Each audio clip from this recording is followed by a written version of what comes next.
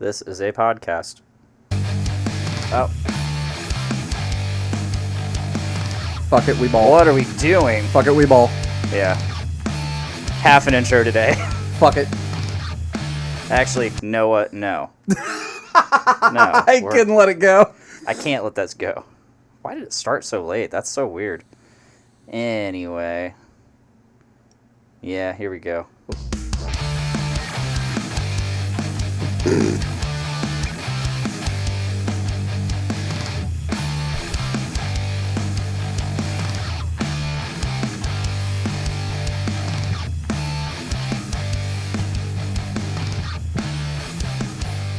Sometimes the goon is better than the nut. What is up, everybody? Dick here with episode 208 of Podcastrophe. Hey, Scotty. How you doing, buddy? What it do, what it does, folks? Scotty's here, too. I didn't intro like I normally do, but... Not at all. It's already kicking in, and we've got one of our most beautiful, wonderful, most handsome, American, unapologetic guests, Joey June. What's up, dudes? Glad to be here. Thanks for the invite. Of course, man. As soon as you said you were going to be in town, I was like, I got to get him on. Yep. Got to get him on. That was it was predetermined. The moment you were like, you're in town, we're like, he's the guest. Yeah. That'll do. That'll do. It's been very hard to get guests lately. Not because, like, we can't find them, but because, like, we're terrible about asking people. So when you said you were going to be here, I'm like, okay, that's an easy. That's an easy in. It's a no-brainer. Yeah. It really No-brainer. is. So. And for those of you who are going to view later or listen at home or watch later, we all have our Gerplers. Mine has a cool koozie. Or koozie. A koozly. It's called they call it the koozler. The koozler? They have names for all their products. Hold on, but that's actually great. The koozler? Yeah. The koozler for the Gerpler. The Gerplin Coos. Yeah. And, I bought liters of cola. Four of them. Did you guys know that they make tall boy sodas? It's a real fucking thing. Yeah, I was at Meijer. This is for the audience. You guys have already heard this. But the audience needs to know, too. So I was at Meijer and doing my shopping, as one does. As one does. At Meijer. Not Meijers. Just Meijer. Meijer. Just Meijer. Singular. And I just happened to stumble upon the outside aisle, and I saw a bunch of liters of cola, and they were all on sale for $1. Goddamn $1 liters of cola. That's right. And so they had Coke, they had Diet Coke, they had Pepsi, Mountain Dew Baja Blast, Sprite. I wish they had Dr. Pepper. I would have got some Dr. Pepper for you, Joey, but they didn't. It's all right. It's all right. I've been loading up while I'm here. Hell yeah. I just love, I noticed, I'm the only one who seemed to notice this. Both your side cameras just pointed straight down. Whoa! Turn all the way off. I wonder if I did something. I wonder if I did like a gesture or something that's Like a hand motion, and it's it was like, nah. all right, we're out. Yeah. Doctor Strange, your own cameras. Oh no. Oh, that's fucking great. That's so Oh, funny, no. dude. I love that. That's fantastic. Shit. Gotta love it. Gotta love it. It's like device is sleeping. Why? Why is it sleeping? Yeah. Why did you go to sleep, device? Zoom. EP. So- EP camis. So easy. Nah. Damn it. You're good. Dude, action shot. I just scalped the top, bro. That's fucking great. We need the original back. And I'm Oh hitting my yeah. scalps. Check out these fucking shorts. My Look at guys. that. That is American as shit. The power. The presence. You got to stop skipping leg day, homie. I don't skip it anymore. Well, I just- Eddie Moore. Yeah, I used to. I don't Because I was also very satisfied with my legs. I didn't feel like they were chicken legs. I was like, these legs are fine. My legs are literally bursting out of these jeans. I wish I could have those legs in these shorts. You know, I'm not so satisfied with this, but my legs and my face are fucking A1. Also, strongly agree. allegedly, thank you. Absolutely agree. Allegedly, I've got a nice ass for a man. And I take pride in that. I'm like, thank you. I don't know what that means for a man, but I thank you. didn't ask you to be my co-host because of your like personality. I brought you in for full sex appeal. Great ass. Saw the yams. Dude. Saw the yams. Talking about yams. Need that. Hell yeah. Joey, if you could hold your mic a little closer to your mouth hole. All right, we need a little more. We need a little more. More Joey in the mic. A. Yeah, you're good, man. All right. So, this past weekend, we're just going to dive right into it. This past weekend, for those of you who don't know, was Summer Games Fest, which typically, aside from the Game Awards, which happens in December, is the biggest gaming event of the year. It's not E3, still hosted by Jeff Keighley of E3. The savior. The savior. Although, you know, since we're diving into this topic, I just want to say with Jeff Keighley, I feel like he sold out a little bit. Because when Summer Games Fest started, it was amazing. It was all games. It was fantastic to watch. It was trailer after announcement, after here's some gameplay demos, here, you know, just all the nice shit. Now, you know how many ads are in Summer Games Fest? Dude. Like, it's just full of ads for, like, mobile games, for gambling, and I'm like, what the fuck? And I get it. Summer Games Fest is probably expensive as shit. Gotta pay the bills. Gotta pay the bills. Also gotta pay Jeff. But it's one of those things where I feel like something like Summer Games Fest isn't something that you make money off of because you're like trying to pay people to be there. This is the biggest gaming event of the year. If you want to showcase your games, you fucking pay us and we will give you a spot to showcase your games. And it might be like that, but I'm like, yeah, now the E3's not around. It's like, but that's the problem because everybody else decided to start doing their own release events, right? Because they've got like the Xbox Showcase, they've got the Sony Directs, they have, Nintendo Showcase. Like, you're right. Everybody was like, well, E3's gone. We're just going to do our own thing.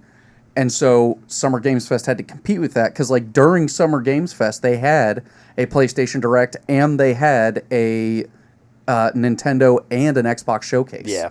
And so it was like they basically were like, well, we're still going to be Summer Games Fest, but you could just do what you were going to do on Summer Games Fest. And I'm like, do you pay them now to be like, well, why don't you come be a part of our thing so we get more viewers? But then they use the ads to generate ad revenue where it's like, I don't know. Well, I wonder if it's like a co-stream kind of thing. Right? Yeah, you can get it wherever.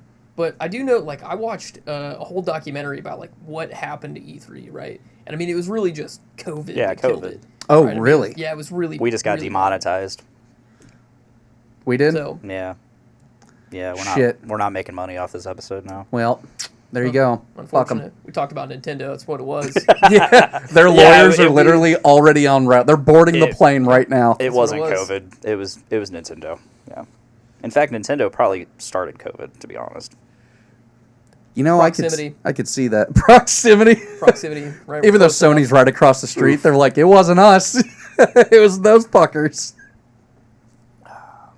Yeah, it was crazy, you know, and then, because everybody's like, well, nobody's going to E3 anymore, right? And, like, they try to pivot, and, like, it's going to be this whole online, like, I remember the first all-online E3, Yeah. and it was just, like, It was sad. yeah, it really was. Like, I mean, all the energy was gone, right? You don't have the hype in the crowd. You don't hear, like, them cheering when, like, the presenters come on and all that. And it just, I mean, it killed it. Yeah. It sucks. I miss E3. E3 was great. I miss especially E3 in the so G4 much. days. The G4 fucked so hard. G4 Attack E3. of the show. Come Attack on of now, the dude. show. Attack of the show. X-Play. Olivia Munn. Morgan Webb. Sarah Underwood. Oh, Sarah Underwood. Don't remember her. Was she Tech TV or was that before Olivia Munn? I thought Sarah Underwood was on X-Play. No, that was Morgan Webb. Was it Morgan Webb was on X-Play? It was Adam Sessler and Morgan Webb. Fucking love Adam Sessler. Big shout out to Big Sess. I never liked him. Really? No. I liked him. I couldn't stand him. Was he too pretentious? Yeah. Well, like, I don't know. They also had, like, this weird thing against, like, they had, like, this hugely weird thing against JRPGs and RPGs in general. Big Dog. Big Dog. I don't know who that is. Sage Long. Don't know. Oh, yeah, that's my boy. Hell yeah. Yo, Boy, what up, Sage? Rip Death Sentence. See, we didn't bring you here for your personality. We brought you here for for your people. Get your people to watch our show. And your strikingly good looks. That's He's gonna love that. That's the only reason we bring guests on here, so we can get their people to watch our show. Proximity. Proximity. No, I love how every game release, the game being released this year is like around GTA 6 in November. Well, It's because like everybody's like either October, like they're releasing all their games in October or December. They're like, we ain't fucking with GTA 6. And here comes Nintendo. We don't care about you, Rockstar. We're dropping everything wherever we want. Well, because also, like, It's Nintendo Nintendo. has their own dedicated fan base. Like Godzilla Remastered is dropping in November. Yeah, which is actually kind of crazy. That might be a game that could compete with... I love that game. That was a fun fucking game. All right, but I mean, there's so many, right? There's so much good stuff coming There out. is. So let's jump on in. Let's talk about it. I don't even care that a lot of them are remakes. We do get Ocarina of Time, Which is the big boy. which Yeah. they showed 7 seconds of fucking Link laying sleeping. in his bed. Yep. Yeah, and that was it. But all it those needed 7 to be. seconds, That's all it needed to the be. graphics on that 7 seconds, I'm like, I know this is pre-rendered. I know that this isn't like, this isn't gameplay footage, but it looks so fucking good. Can I just say one thing? I don't give a single fuck about Legend of Zelda. Hot take. Yeah. Hot take, I know. I don't think it's that hot of a take though, because I feel like I just never got into Zelda.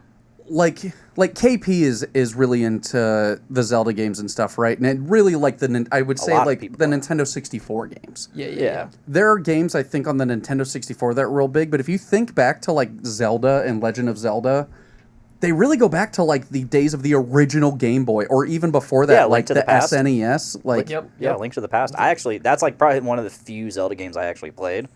was the NES and the Yeah. SNES. Like, and those SNES, games yeah. are hard as fuck. They're hard. They're incredibly fucking. There's no direction. There's no quest log. We'll call it. There's no map. Hey, figure it the fuck out. I'm struggling right now playing Snake Eater because it's like you just aimlessly wander. Yeah. And like I've just been aimlessly wandering and luckily running into the shit that I need to run into because there's no map. There is, but you got to pull it up. Do you think that games became too? And when I say mainstreamed, I don't mean like in the pop culture or anything. Too mainstreamed, Streamlined. like there you go, too Streamlined. streamlined to where it's like they hold your hand a lot Yeah. because you have so many helpful systems that like here's where you need to go, here's what you need to do, here's the loot you're looking for. Versus if you guys remember when we were kids, back in the day, you'd play Pokemon or Metal Gear or just any old game you could think of, and it's like, I don't know what the fuck you're supposed to do, but that was kind of the beauty of it, was have you to would read. play a game. Yeah. You have to read.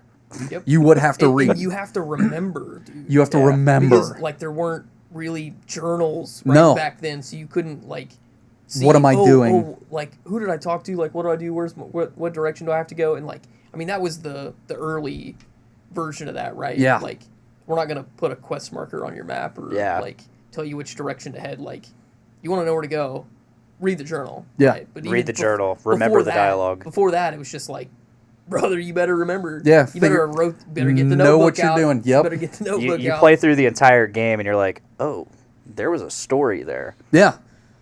But the story would never click until the end sequence. The and story you're was like, all the things that I did. Yeah, it was literally just playing the game. That was the beauty of it back in the day. And nowadays games are very much like Visual storytelling.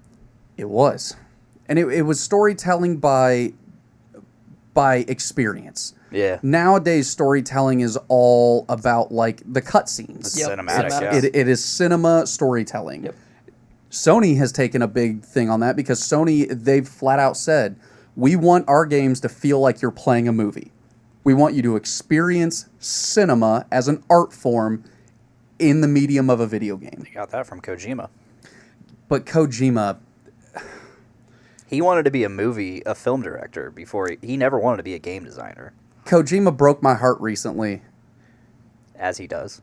But he hasn't until recently. Kojima was one of the good ones, and then he made an ad, or he made something that was all AI with another guy, and I don't know who this other guy was, but they basically starred in this like trailer or something that was just all AI generated, and it looked fucking horrible, and it was slop.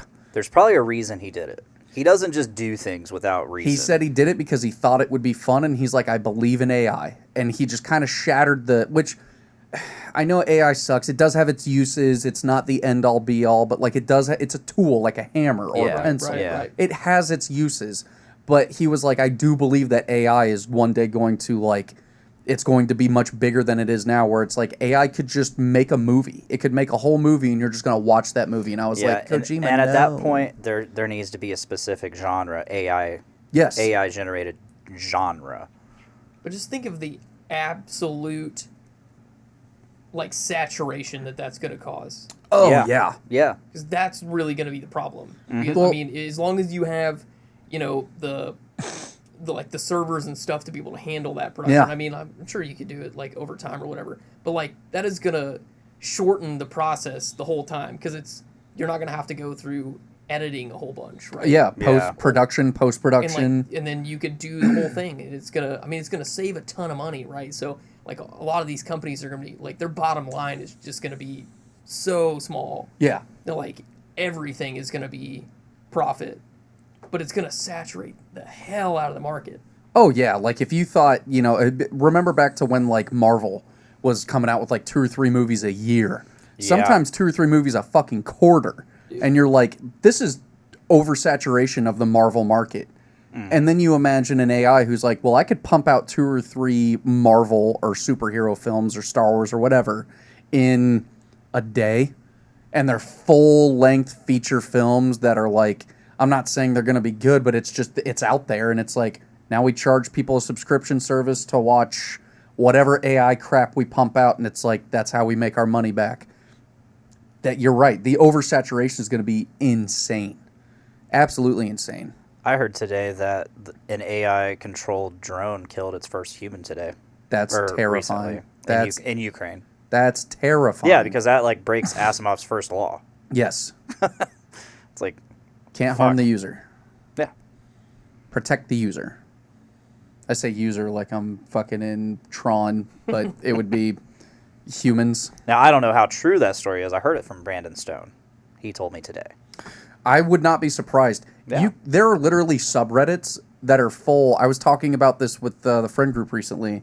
There are subreddits that you can go to where I have personally visited some of these. Skynet. Yeah. I have personally visited some of these subreddits, and it's haunting to look at them, where it's this is 2026. If you want to watch, we've been able to do it for the last 10 years. Not just watch war, you can almost stream war. Yeah. Dude.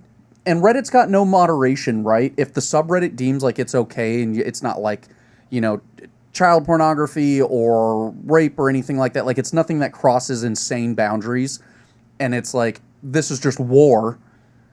I've seen a dude get blown the fuck up in a trench, and you see his body go all over the place. Yeah. That's haunting to fucking look at. Yeah. But you can watch that shit on Reddit, and it's this is actually fucking unhinged.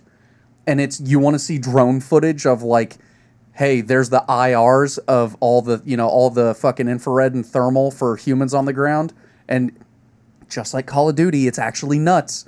You're just those are suddenly dark black or gray. They're not white anymore, and you're start seeing them, slowly fade out. You're oh. I've seen a lot. So I haven't seen any of this, but back in the day when Snowden released all of his shit. Yeah. I watched some of that, and I was like, damn.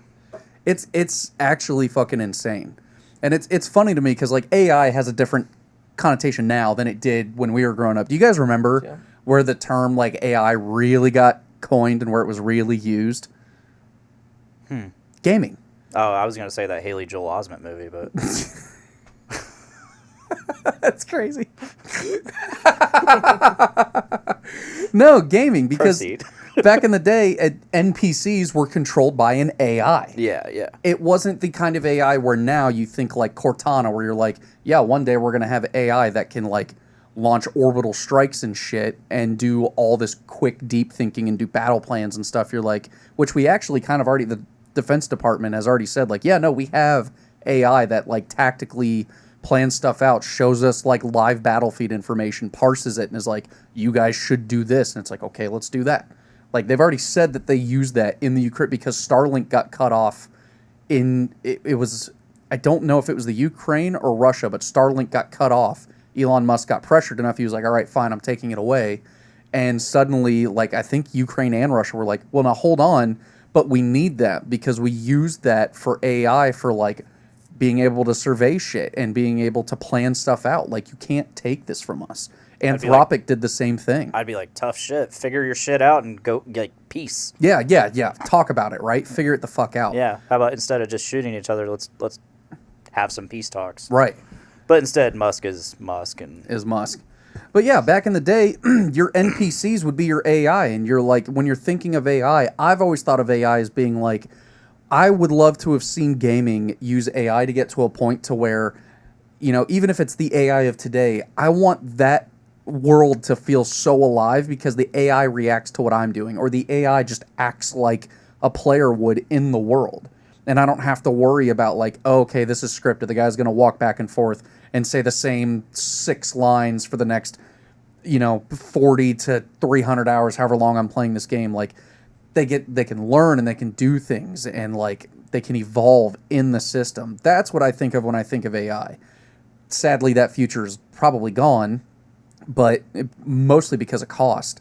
But it's just crazy to see where the evolution of AI went from, like, back in the day, that was what you would think of your NPCs, to now it's, we use it for drone strikes and mass surveillance. Unfortunately, most of these advancements come from a place of war, Yeah. What do they say? Like, any technology that, at least in the U.S., and I'm sure it's true probably globally, any technology that you have that's a breakthrough technology, right? So think of cell phones, Wi-Fi, the internet, right? Very base today of what we think of like just base things. Yeah. All of that started, like, whatever you have now as a brand new emerging technology, the military has had it for 10 years.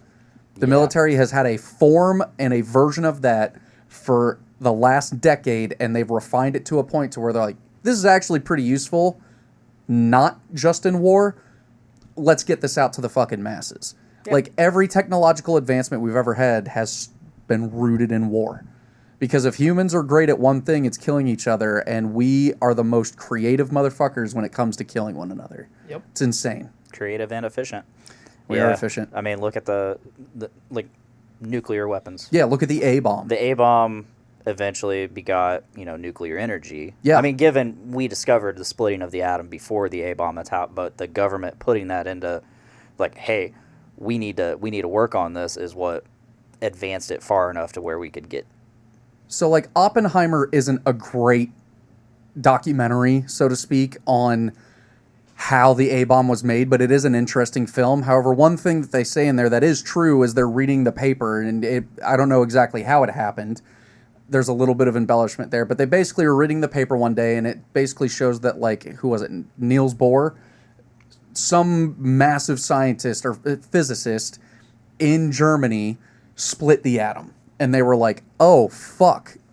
Do you guys recognize what you're seeing? And there's a person in the room. There's 3 people in the room. It's Oppenheimer and 2 other guys. 2 of them are physicists, and one of them is, like, he in a science like that, but not a pure physicist. Mm-hmm. And he's like, what am I looking at here? And Oppenheimer's like, a bomb. You're looking at, they split the atom. What you're looking at is a weapon. You're looking at a bomb. That's every physicist in the world. The moment they read that headline, they saw it, because you're right. Because back then, we didn't think it was possible. Converting mass into energy. Yeah. Yes. And they were like, once we literally figured out how to harness the energy of the sun, because that's what it is. And they were like, oh shit, if you could harness the sun in a weapon, you get bombs. You get like very big bombs. And that's how, once we made the A-bomb, that's how you get to the hydrogen bomb. Because if you guys know how you split a hydrogen atom, you basically need an atomic bomb to split a hydrogen atom. So you don't split for hydrogen bomb. Well, that's a fusion. Compressed. That's a fusion it's bomb. Compressed. So atomic bomb, that was fission. Fusion is what powers the sun, essentially. And yeah, it's basically the energy from atoms combining. Very, very strong gravity. Yeah. And very quickly. Yes, which is why you need the fission reaction. Yes, to make a fusion reaction. Yes. But it's You're learning insane. things today, folks. That's right. It's just insane that somebody saw that headline and was like, that's a weapon of mass destruction. But that brings me to a fantastic point because not only have we seen like great advancement through war, but the first question to like almost every invention is that wasn't created in war is, can we use this in war? Yeah, Can we find a way to Yeah. use this in war? And that's what happened really with that, right? They saw it and they were like, oh, we're just trying to do this to see if we can do it for scientific advancement, blah, blah, blah. Which and is- immediately somebody saw that and was like, we could kill people with that. We could literally like build empires with that because it's a deterrent, right? And destroy them. Yeah. And then we used it, which I think it's crazy because if I remember correctly, when they detonated the first atomic bomb at Los Alamos, they detonated it, but it was not the bomb that they dropped on Hiroshima or Nagasaki. It was like this is a mock of what it's going to be, and it was still a massive explosion. Yeah. And then they dropped it on an actual population where, because the one that they detonated at Los Alamos was like ground level. Well, they didn't. The Los Alamos was the lab. They didn't test it at Los Alamos. Right. It's so many miles. I think it was like it was the Trinity. The Trinity. Site. The Trinity test. Yeah, Trinity test. But you're right. They tested it many miles outside of Los Alamos. But like when they tested it, if I'm not mistaken, they had it roughly at ground level. When you detonate an actual nuclear weapon, Yeah. it detonates many hundreds or usually thousands of feet in the air because then you get the blanket. Yeah. You know, that's much more destruction because then all of that force where it detonates goes down and out. That's how you get your crazy wave and stuff. Whereas if you detonate it at ground level, it still has a big wave and stuff, but then a lot of that destruction goes straight up. Yeah. And if I'm not mistaken, less radioactive fallout if you detonate it at ground level versus the higher you detonate it, more radioactivity. That's why a lot of tests eventually went underground. Yeah. Mm-hmm. Because And they, we don't have to worry about it. Try to contain some of that Well, radioactivity. there was that, and we realized just how much we fucked up the ocean in the fucking Castle Bravo. It's actually kind of Test. crazy to me that we haven't created a Godzilla That we know of. that we know of. Tangent. Did you guys hear about that? The fastest object ever moved by humans, No, what's that? and it was the manhole. Yeah, that they launched yeah, into space Yeah. Yeah, it was moving at like, at Mach fuck. dude. Yes, I so remember hearing fast. about this. Yeah, that was insane. Because they were like, literally, this thing is moving so fast, and in space, because it's all metal, they were like, this thing could literally go through like a fucking small moon and just break it in fucking half. Yeah. Well, I mean, it being in space, there's no friction. There's nothing to there's stop no it. drag. There's no Yeah. nothing. It's just go. Until it hits something, either Yeah. a gravitational force or an object large enough to withstand the impact. Yeah. So, It's yeah, whatever whatever speed- Newton's laws of physics. It's Yeah. like an object in motion will stay in motion until it is met with an object of equal force Yeah. against it. But what happens when an Paraphrased. unstoppable force meets an immovable Movable object? object. right. Is that like dividing by zero? It might be. Like, That might be equitable. if you were to shoot that manhole cover at the sun, would it make it to the surface? Or would it just melt before it got there? It would I probably mean, melt, but also feel- space is cold. Like, it'd be frozen essentially by the time it got there and moving so fast. Well, you would think. But also, I guess the sun's gravity would probably slow it down before it got too close. You know, cold doesn't exist, right? Is only the boy. absence of heat. Yes. Which is cold. God damn it. We're gonna learn you some things. Space is cold. Anakin says it. All right, actually, Padme says it in episode 1 because Anakin's like, "I'm cold," and she goes, "Well, space is cold." So Space is cold. Man up. be a man. Be a man. We believe in Padme around here. We do believe in Padme around these parts. That's goddamn right. So, what game are you most excited about? Back to that. I was getting ready to be like, I was so actually, Games Fest. I was actually going to loop around to that. God so damn. I don't know if I could do just one game. What I'm most excited about that they announced recently, if I'm being 100% honest, is either going to be Guild Wars 3, and not because I want to play it, because MMOs is such an unsaturated market in 2026. There's really only, I mean, there's a couple out there, but when you think of MMOs, you think of like 2, maybe 3. It's World of Warcraft, which will forever sit as the king until they decide to fuck it up. There's Final Fantasy, and there's Guild Wars. Right. Now you have your other, like, there's still EverQuest stuff out there. There's there's Aeon, like Eve. They still have RuneScape, which is still big. But like, it is. When you talk about the kings of MMOs, like those are really like the top 3, right? That everybody thinks of. So I think Guild Wars 3, I think it's great for Guild Wars fans because Guild Wars 2 is like 10 years old plus at this point. Like it's an older game. Mm-hmm. But they're literally making, I would guess that this comes with a new game engine, which means new logic, upgraded graphics. Like, and Guild Wars doesn't look bad. It's cartoony. It's got a very like pastel kind of feel to it. Imagine what they can do with 2020 in the 2020s with a new MMO. It's been over now. WoW releases expansions, but that's expansions on the same game engine. Yeah, that's not expansions. And even then, WoW did upgrade its game engine. At this point, it's been like 12 to 14 years. So it's still old as shit. A modern game engine for an MMO, that might actually, because every time I think a big game releases that can be a competitor to whatever is the king, that forces competition. It forces companies to go, okay, we got to stop fucking around and being lazy or just phoning this in, because now we have a game coming out that could actually, from a franchise that is reputable, that could actually take our fucking players, because Guild Wars doesn't have a monthly subscription. You buy the game and that's it. You get to play it forever. Now they have a lot of microtransactions, but that's, you think about, I spend $180 a year on WoW. I can spend $180 on microtransactions a year and get a fuck ton of shit. But thankfully their economy is like very good. Very good. And so you can technically like buy gold in the game, but thankfully it's a very self-regulating market. Yes. And you don't really see a whole lot of that.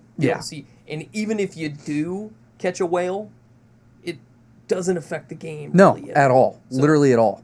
Guild Wars is a great game. So I'm excited to see Guild Wars 3 just because I'm excited to see what it does to the shock of the market.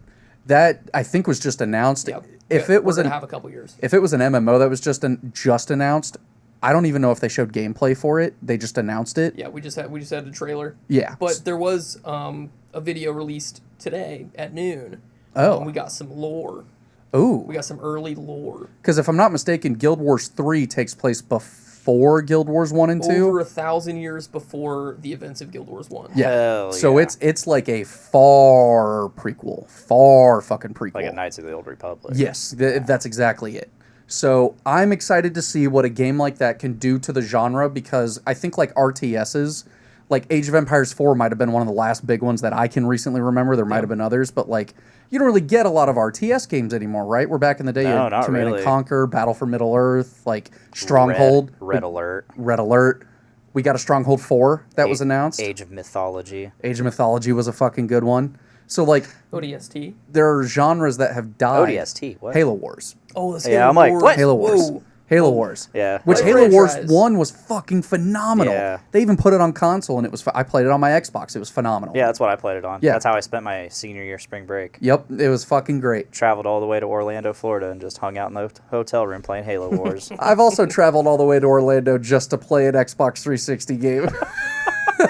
I sure have. It was called Frontline Fields of War, and if you don't know what that is, you probably don't. Look it up. It was great. The Fields of War or Fields of War? Frontline Fuels. Oh, of Fuels War. War. Yeah, Frontline Fuels of War. I thought you said Fields of War. No, it's just all the Feels. feels. All the feels.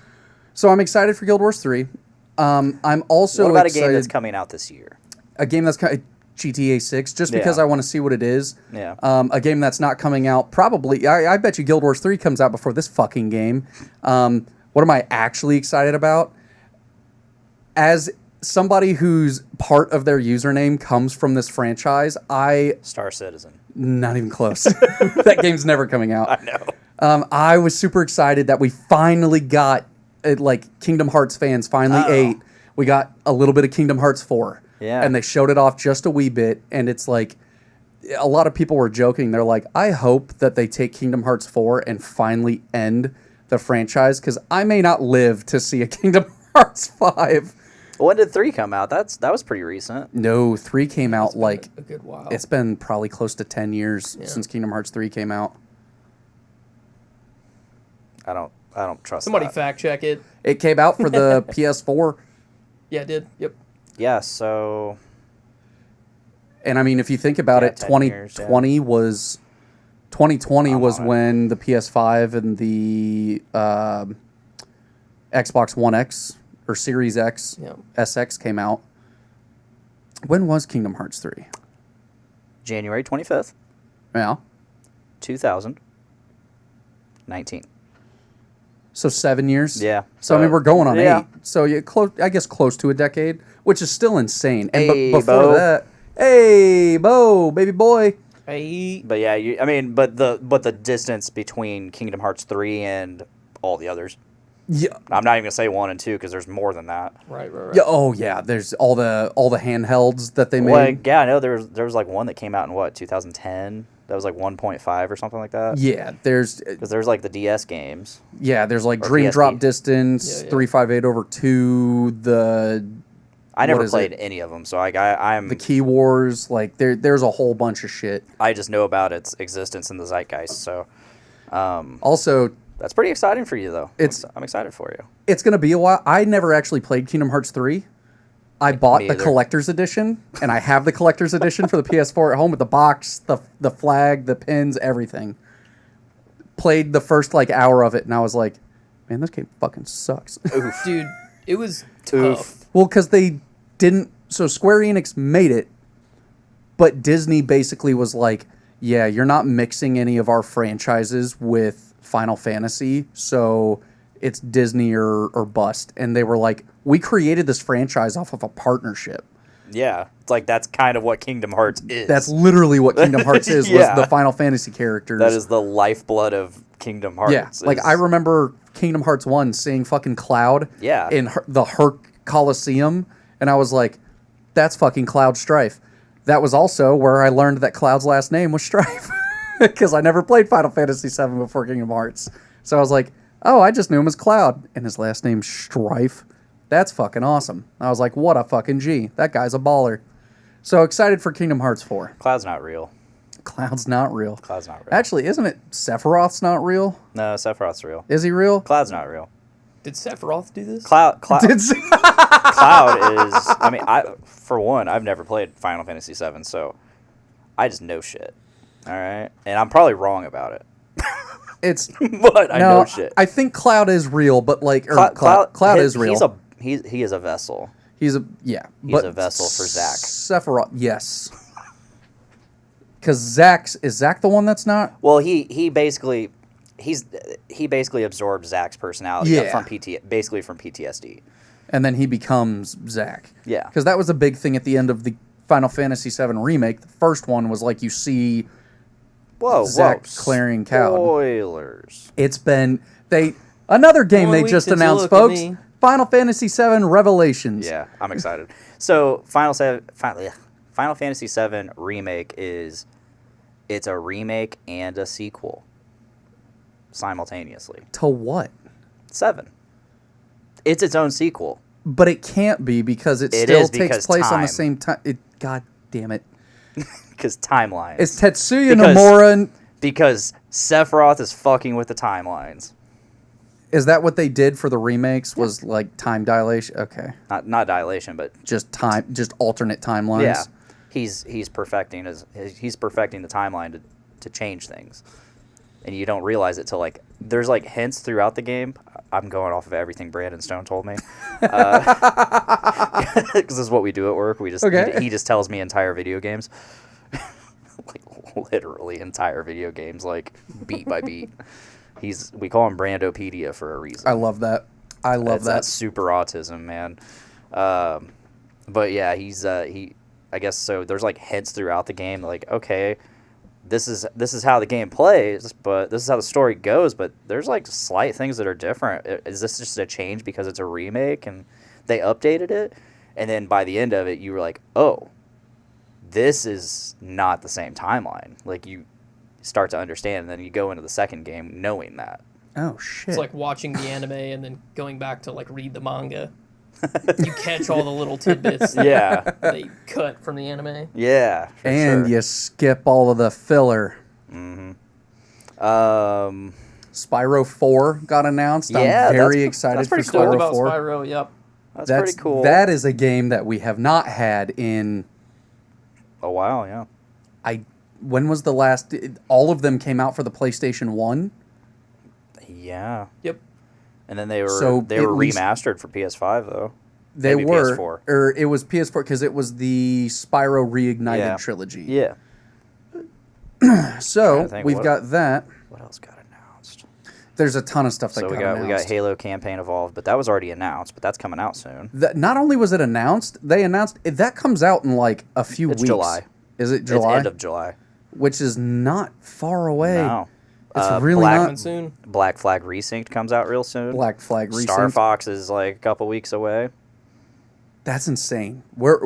I feel like too we've reached a point. Somebody was talking. Some big gamer / streamer was talking about this recently, where we've reached a point where game companies no longer just make games, whether they're good or bad. Like, think about the PS2 era. That's the best era for it.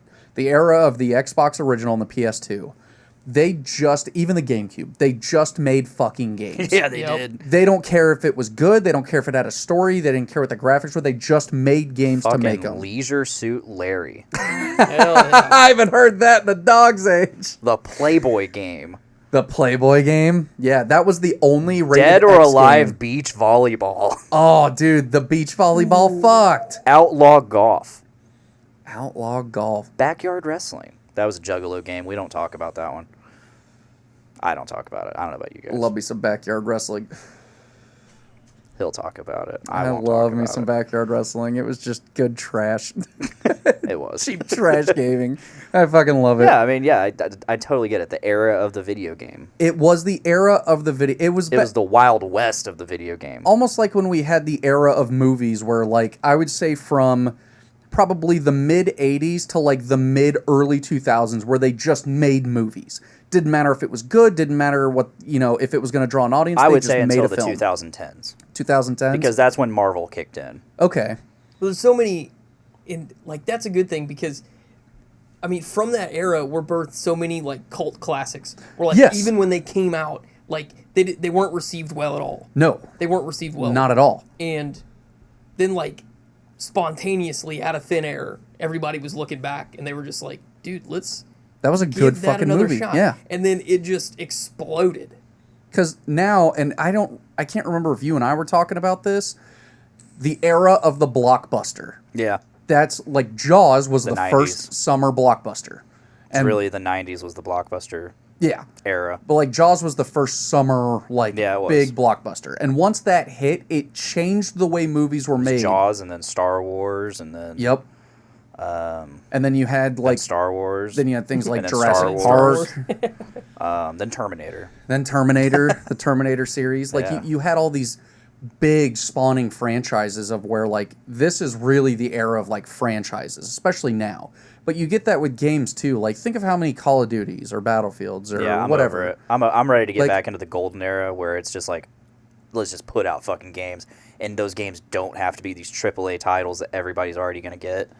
There are games now. So I feel like we're getting there with movies. I want to call this era of video games, and I think we're getting out of it. I think we're getting out of it, but the era we've been in is basically like the Marvel Disney era. Yeah, the safe where, era. where it's like, all right, we're gonna pump out a Call of Duty, a FIFA, and all the 2K games. Here's another Assassin's Creed. Here's Yeah. a Battlefield, one after the other. and it's like every year we're getting one of those games. Yes. At least one of those games. And they're not all terrible games. Like they all had a formula, and so Yeah. these companies followed whatever formula they had that made them these blockbuster games, and they were like, let's just put that same formula into every single game, but then they oversaturated the market, and you're like, Yep. it's not fun anymore. I think the golden era of games was probably like the PS3 360 era. I agree. The 360 had games that were... There's a game on there called Too Human. Yeah. Too Human was great. It failed. So it was basically like cyberpunk... what would you call it? Cyberpunk Norse mythology, right? So like Odin is this like crazy like necro cybernetic mage or something. Like, you know, you had all of your like Thor and stuff just wore like this big bulky lightning armor with like a fucking AR and shit. Like, it was kind of nuts. But you had this era of games like that where that game failed miserably. Also, part of the reason they failed is they stole apparently a fuck ton of code from Epic Games and used it in the game. And Epic was like, hold on a minute. So sued the ever-loving shit out of them to the point to where I believe part of I don't know if it was the settlement or the lawsuit or what, they destroyed every single copy of the game. They pulled it from the shelves, and every single copy they ever had that they had in their hands, they destroyed every single copy. You cannot find that game You know, anymore. I had a game that's now worth... At one point, I bought a game for roughly $5, and it is now worth $800. Godzilla for PS4. Yeah. Yeah. I had that fucker. I played it for a grand total of 30 minutes. That's great. And I was like, this sucks. And years later, Toho Company took it off all the platforms. Oh, Like- basically pulled Like, like, well, the biggest yeah, cease and desist. they pulled the proverbial plug and said, get that off your marketplace. That's crazy. And on top of that, like, it just didn't sell hardly at all. So like they just stopped production of the actual Yeah. physical copy like real early on. So yeah. So what? It's just like a collector's item at this point. Let's see if I can find it. So while you're finding that, I do think Dick's right. We're getting out of this era of like they're bringing back some franchises we haven't seen in a while, because I don't think franchises are a bad thing when it's done right. Like Spyro 4, I'm sure is going to be fucking great. GTA 6, that sits up on a pedestal, but I was watching Burnt Peanut the other night, and he was like, literally, they could release, like GTA 6 could release a game where you get to the main menu screen and it's literally just a guy taking a shit, and they're like, okay, thanks for seeing our game, and it will still be the greatest selling game of all time because the Just- hype around it. Just the case alone on Mercari is used too. $69.99. That's crazy. Let's see. I'm seeing it for between 300 and 500. There's one for 500. That's actually fucking unhinged. Dear Lord. 375. But there are games- disc only $375. There are games from this era, though, that are worth, like, some of the dot hack games. Yep. If you can get a dot hack on PS2, just one of those games is sometimes worth like $1,000. You have Oh, I have some. Yeah. you have some, Some. Yes. so more than one. More than one. $2,000. Dear Lord. And that is PS4. The title of this is PS4 Godzilla CGC 9.9 A+, PlayStation 4 factory sealed WATA VGA Sony top. So they literally going on sent it there. in and got it graded. Yeah, Graded. okay. And put it in a fucking case, and they were like, "Yeah, that's worth $2,000." Jeez. So you're right. Back then we had these great games, and that they made safe games.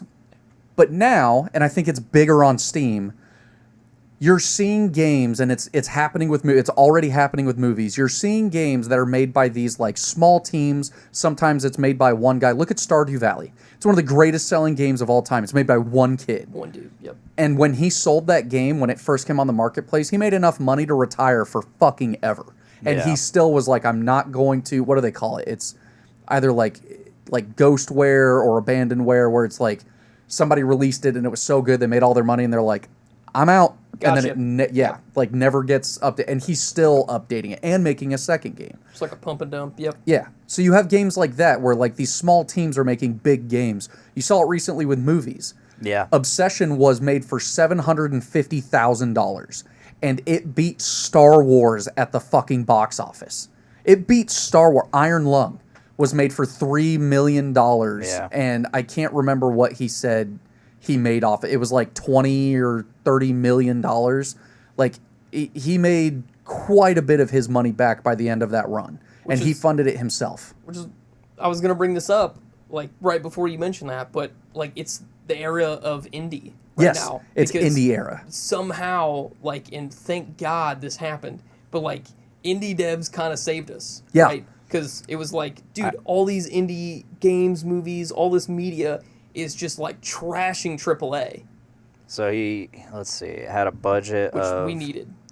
Iron Lung had a budget of $3 to $5 million and grossed worldwide $51.2 million.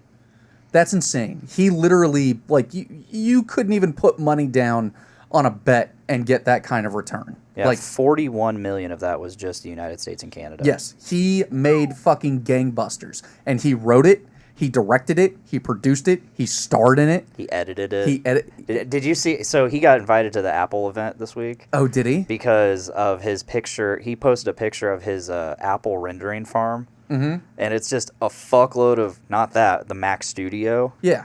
He's got a giant wall of them. Let me see if I can find it. I mean, the dude fucking bathes in money. Markiplier rules. Markiplier. He's also a good human being. But you're right. The era of indie games saved us in the best of ways. Because there's a game coming out from... That's disgusting. Dear Lord. That's disgusting. For those of you who can't see, that's about 30 fucking studio. You can't even... Yeah. Like, that's gross. There's a game coming out, and it's called, like, Way Out West or Far Out West or something like that. It is literally like a Gold Rush Wild West, like, mining / cowboy game. Made by a guy who, because it's supposed to be kind of an MMO, so it was made by a guy who, I don't know if he was an ex-Blizzard dev or ex-what, he worked on some big franchise. And he was like, I'm going to go make my own game studio, and I'm going to make my own game. And he's making this. I watched a streamer swing a pickaxe at some fucking rocks for an hour and a half about a month or two ago, watching the, like, preview for this game, like the closed beta. And I was like, this looks great. I would actually, and it was just the way the physics of the axe would hit the rock, and you're just like, that's fucking satisfying. I would never have bought a game like that, but it's because I'm so burnt out on the shooters and the extractions and the safe games. Safe games are fine when it's from a franchise you love. Yeah. But like movies, when that's all you get. Well, we're getting into this era of like where the game studios aren't developing new games; they're just remaking their old classics. Like we're getting the original God of War trilogy remade. We're getting Halo campaign remade. Assassin's Creed Black Flag, Star Fox, Ocarina of Time. All of these fucking awesome games getting remade. And you know what? I'm okay with it because if they're not going to be putting out any good new games, no, give us the games of our childhood. Give us an updated version of play on nostalgia. Because also, how hard is it to play some of these original games? You have emulators and stuff, and like PlayStation and Xbox and are like getting so good. They're getting so good. Like the graphics for stuff is looking amazing. And don't get me wrong, when you have safe franchises, I'm going to use this as the prime example because it is Grand Theft Auto. Yeah. That is a safe franchise. Arguably, Rockstar has never put out a bad game. Even if it was like, like San Andreas or, like GTA 2 or 3, like they didn't do great. It's like, no, they did.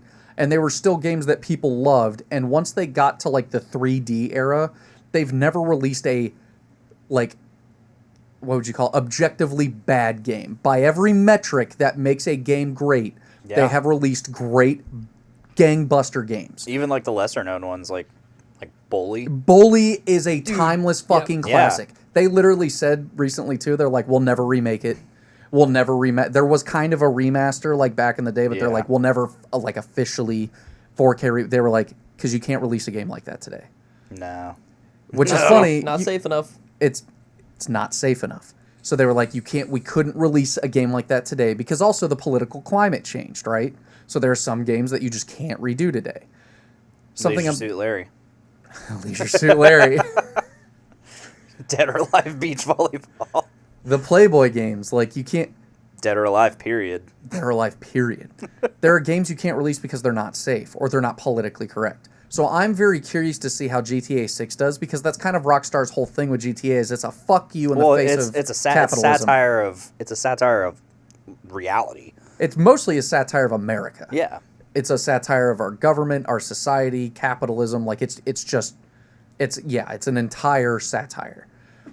It's a satire of excess. Yes, of gluttony. And they haven't released a GTA in so long. And I will say this, Rockstar is one of the few. Another reason we get safe games is because, like movies, budgets ballooned. Because with what game was it recently that somebody was talking about? There's a game that they haven't released, like literally this entire game console generation. They have not released a game for this entire generation. And by the time this game comes out, and I'm racking my brain to think of what it was, by the time this game comes out, it will be the PlayStation 6 and Project Helix. Like, we will be past this generation of games by the time it fucking comes out. Oh, fucking Elder Scrolls. Yeah, okay. That's what I thought. That's what I was going to say. Elder Scrolls. Elder Scrolls has not released a new Elder Scrolls game since Skyrim, which was for the fucking... Well, there's Elder Scrolls Online, too. Fuck's sakes. But there has been more... So, when they announced Elder Scrolls 6... Yes. When they announced it, there has been more time between now and then than the announcement in Skyrim. Yes. And there was only 4 years between that. And Todd now Howard still said it's probably going to be close, if not 2030, before we get the Elder Scrolls 6. Jeez. It's 2026, Todd. What the fuck are you doing? No reason. Like, what are you doing? Literally no reason. What are you doing? Like, I'm all for... making the best game possible, but... Exactly. But, like, there's got to be a means to an end. Yeah. You know? Yes. Well, I mean, at what point are you just working on it just to work on it? You got to know when to stop. It's like mixing a song. Yeah. You can tweak it for life. You can just continuously tweak a song and a mix as long as you want, but eventually you just are you ever going to put this out? You ever going to put this song out? To do too much. Have you seen the videos of people who will make food and then they make the food and then they use the food that they've made, and it's like baking and like cooking like real intricate dishes, and then they'll like mash it down or like turn it into a paste or like almost make like a roux out of it, and then they'll put that into a food, and then they'll take that food and do like a reduction and put that food into another food. I've never seen this. Have you This seen is amazing. the dude that does it with like burritos? Yes. You know? Yes. Like, Dear so Lord. he makes like 4 or 5 different burritos, and by the time you get to the last burrito, he'll cut it open, and the fucking inside is literally like layers of, here's all of the food I've made. The cross section is just insane, the cross section. It's like a turducken, but Dude, on a whole other turducken squared. He starts out with like making like street tacos, and then he'll turn that somehow into like a quesadilla, and then turn around and turn that into an enchilada,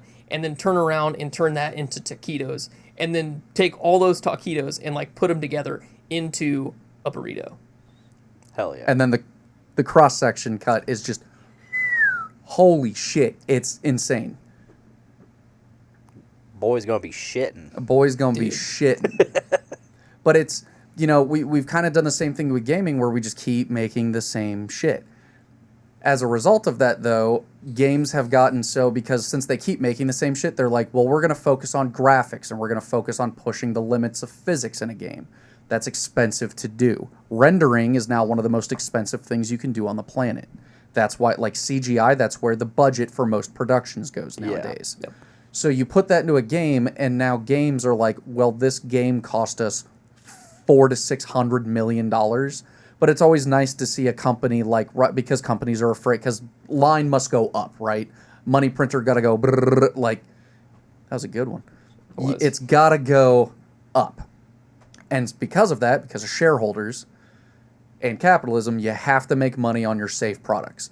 But then it's nice to see a company like Take-Two where they're like, Rockstar, your guys' GTA Online has made $10 billion since release just on GTA Online, not on Red Dead, not on any of the other shit you're working on Red Dead Online, just GTA Online.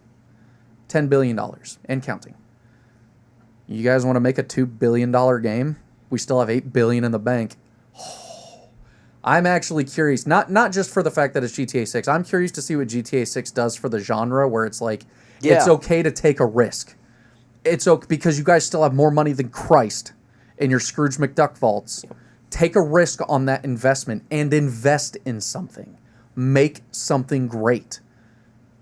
Again, just Please. please just do anything other than the safe bet. But have you? So there was quite a bold take from the CEO, where he was talking about instead of pricing the game at, it's probably going to be like $80, right? Yeah. GTA 6 is probably going to be $80 at launch. Mentioning something just way out of left field, talking about pricing the game at hours of enjoyment. No, but people could get out of it. But he's not wrong. So there's a big thing on Steam is one of the biggest places you see this, but it's grown to gamers in general. Think of any game you've ever bought, right? Think of how many hours you put into that game and how much you paid for it.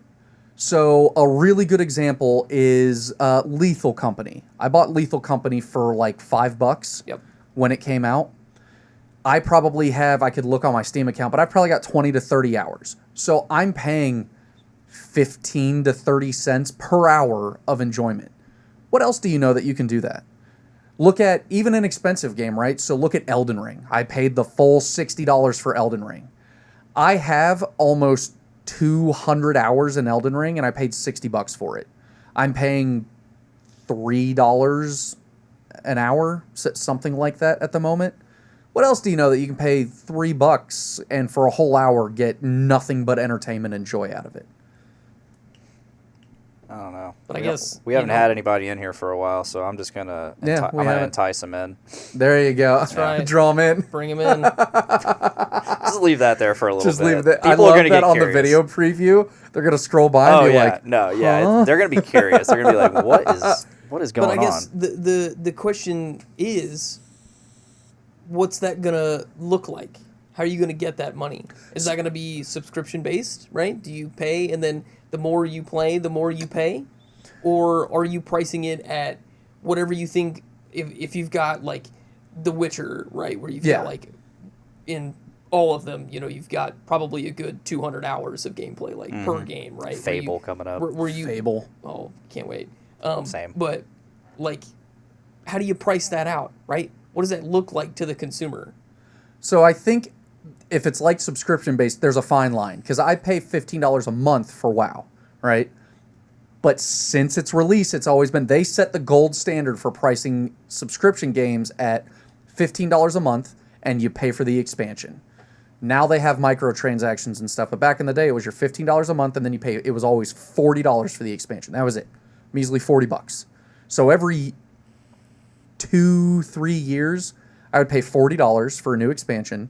And then otherwise, I was just paying $15 a month. And since that was the only game I've played, I probably have close to, let's put it in the ballpark of like 5,000 hours. And that's a very conservative number. It's probably way higher than that.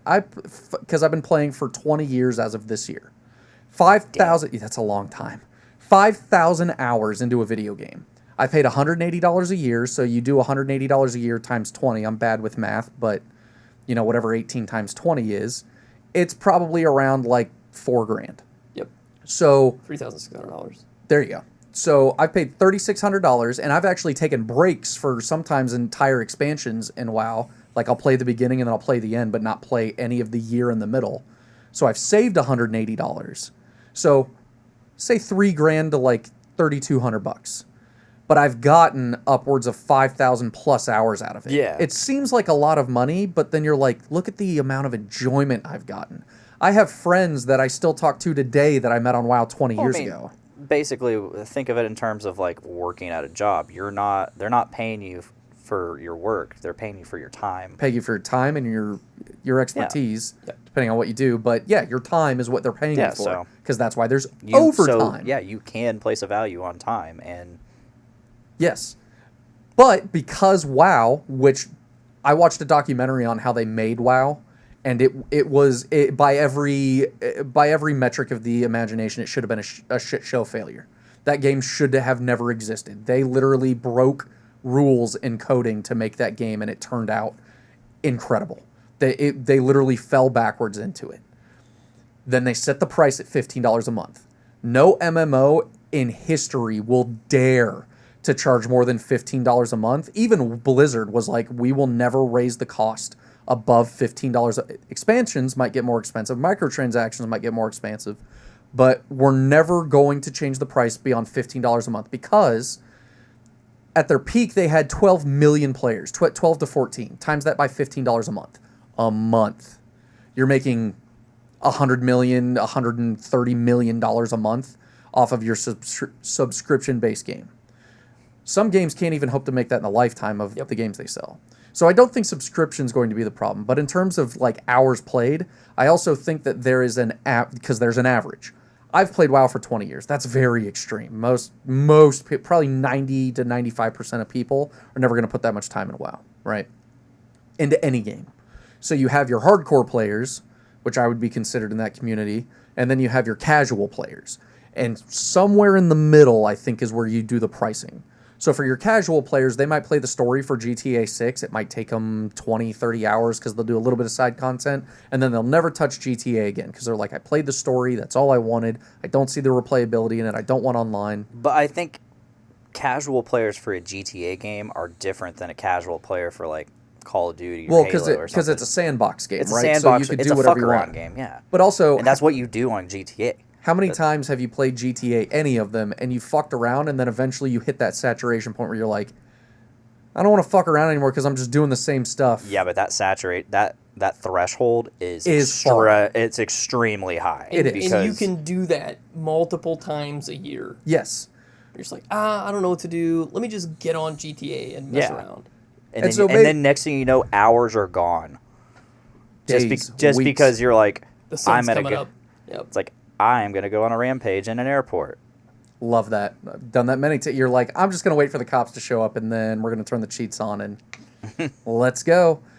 There was literally, GTA 6 is expected to be such a big release that this was announced on a global scale. They expect the world economy to slow down on the day that GTA 6 is released. They literally expect, not a stop, but they expect a global slowdown in the global economy for the day GTA 6 comes out. They're like, people are literally planning entire vacations, entire, PTO times. That was me last year with Monster Hunter. It was. I took a week off. You took a whole week off. And I beat it in the first, it took me, I had it beaten in 14 hours. So I played, the moment I got home, I played until my controller died. Yeah. And then I was like, that's probably a good stopping point. I literally got up the next day, played for 3 more hours, and beat it. That's crazy. That was the low level story, the low rank story. The introduction to Monster Hunter. But the main story, yeah. So if you think about pricing, because you paid what, $70? Because a game costs $69.99. You factor in Indiana sales tax. That's a $76, $77 if you round up the change dollar game. That's an $80 game. We're high rounding here, kind of. But that's an $80 game. Yep. So you paid $80 for Monster Hunter if you didn't buy the Crazy Edition. I think I paid $70. Okay. Yeah, well, yeah. I didn't. I just bought the base game. Just the base game. So. But I got the Steelbook. There you go. I didn't even know they released a Steelbook. That's fucking mint. So you got the Steelbook for the game. Whatever that cost you, $70 to $80. How many hours do you have in Monster Hunter Wilds? I have the PlayStation app. Let's see. I can look. I'm going to guess that you paid $1.50 to $2 per hour of gameplay. Library, Monster Hunter Wilds. I lied. I know one thing you can pay for that will give you that kind of enjoyment for hours at a low, low cost. See, it's not going to tell me. Hard drugs. 1 tab of acid costs you $10. You're going to pay like $1 an hour for that fun, man. You're going to pay like $1 an hour for that fun. I'm sure there are other hard drugs, which I've not done, that probably cost about the same, but that's the only other thing I can think of. And I don't recommend that to anybody. That is not a, admonition of, hey, go out and do that drug. It's great dollar value, but it's fucking terrible and dangerous. Don't do it. All right. It's not going to tell me. I haven't played it recently enough. That's actually kind of... Well, I haven't played. guessed. I haven't played a lot of games, and I'm trying to get through Snake Eater, which I haven't played in like 2 weeks. Yeah, I see. And then I'm gonna go to Red Dead Redemption 2. I own Red Dead Redemption 2 on 2 platforms. Dedicated. I Never know on played Monster Hunter Stories 3. Never played it. Monster Hunter Stories 3 Twisted Reflection, I have at least 60 hours. So probably $1 an hour. Yeah. And Conservative estimate. But last I looked at Monster Hunter Wilds, specifically Wilds, I think I had about 180 to 200 hours. So like $1.60, 70-ish per hour. And then Monster Hunter World, I need to look at that. I'd be very interested to see that Probably a one. substantial. Yeah, that I mean, if in looking back on like, and that's just like 2 of the most recent, like the last 10 years games. So in the last 10 years, That's across not even 2 that's games, not even counting like the PS2 and PSP games that I played of it. So let's say across these 2 games, I'm giving a conservative estimate here, 600 to 800 hours. Yeah, okay. Okay, 600 to 800 hours across 2 games. Total, you've ballparked I'm really bad with math, $130 for them. Ballpark.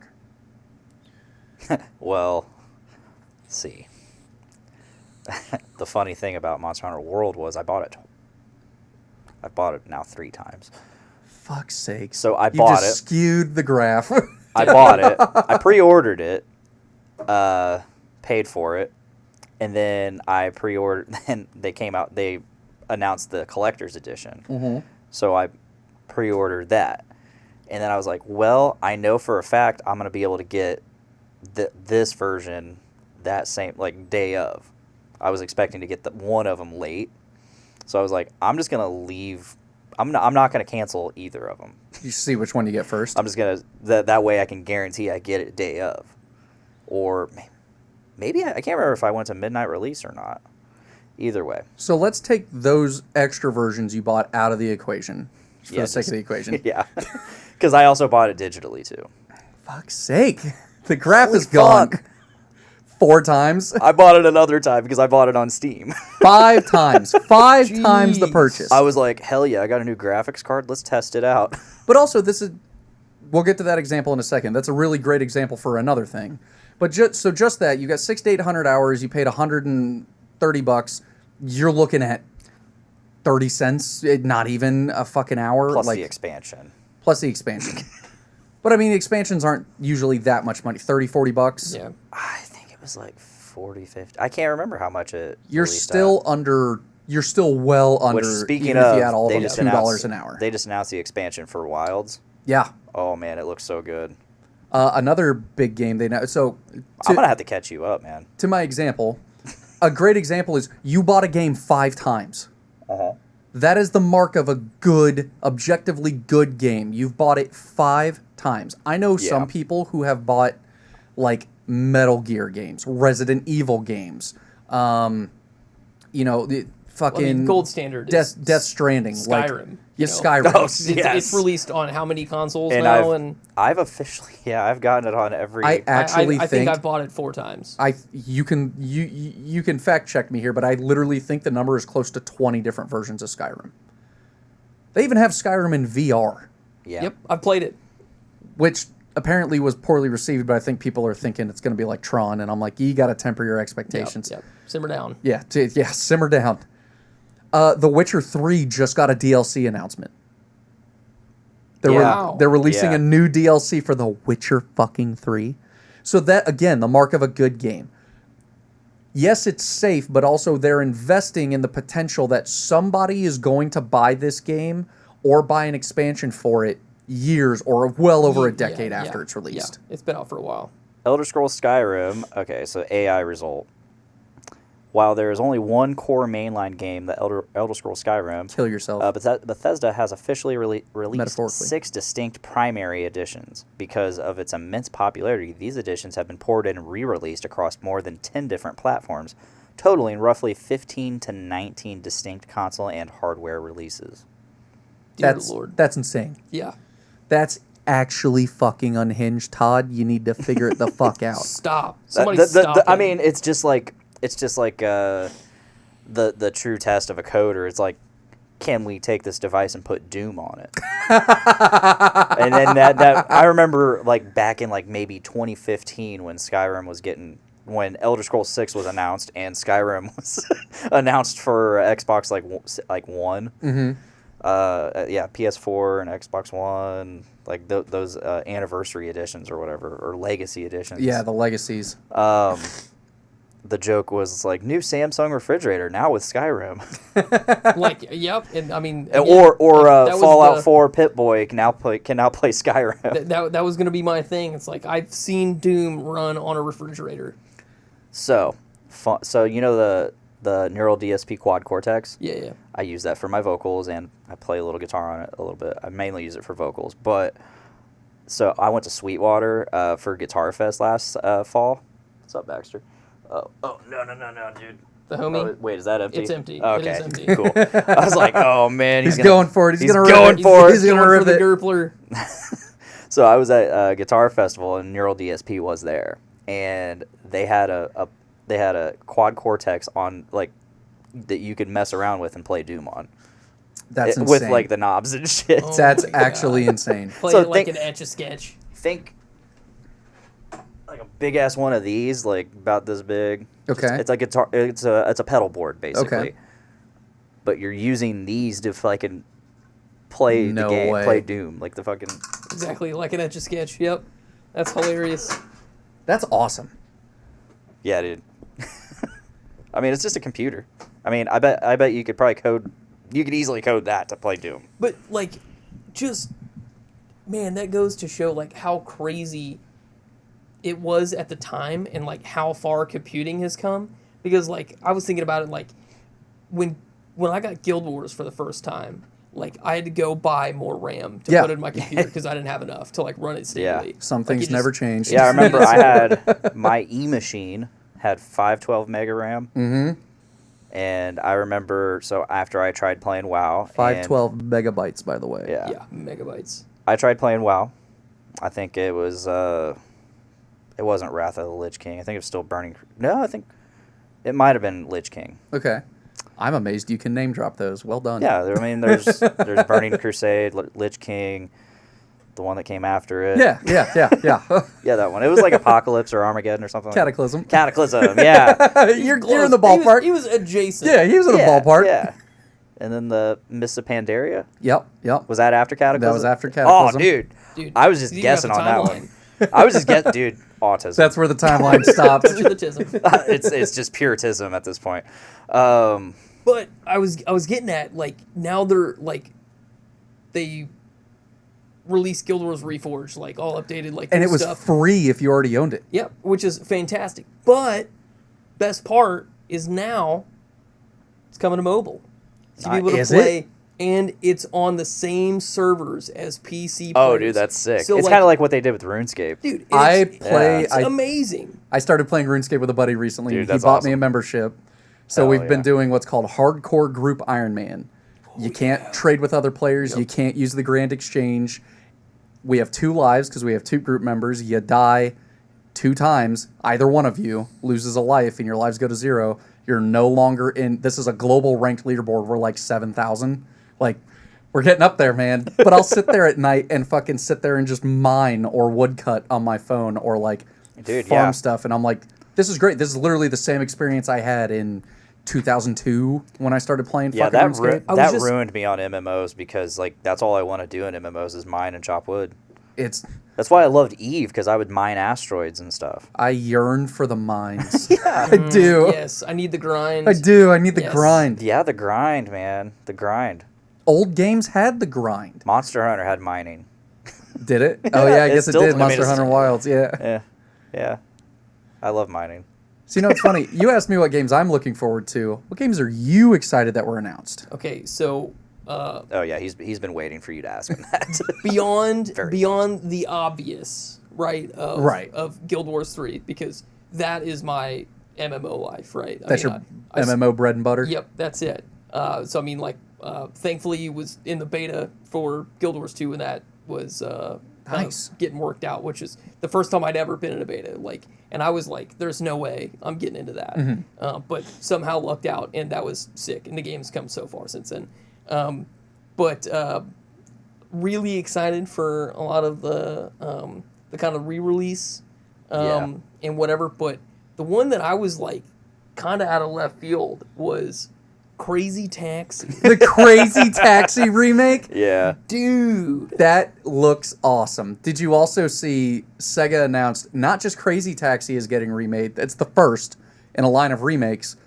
I believe the next one is Jet Set Radio. Nice. Okay, so, and here's the thing, because I fucking love Jet Set Radio. Oh, yeah, Jet Set Radio And fucked. then, like, Bomb Rush Cyberpunk came out. Yep. And I played the bananas out of that for a good while on the Switch. So, like, and I still, like, go back and, like, have the Jet Set Radio, like, soundtrack on my it's a banger. YouTube music. Like, dude, it slaps. Yeah. And it's so good. And, like, just the art style was cool, and the music was cool, and, like, you got to get out there and, you know, do graffiti, which is, like, I mean, they're hitting a lot of different mediums here all into one game, and it just, like, it just They don't make games like that anymore. scratches that itch, man. That's a game that took a risk. It was just, they were like, let's just make a game, and that's what they made. And I had that originally.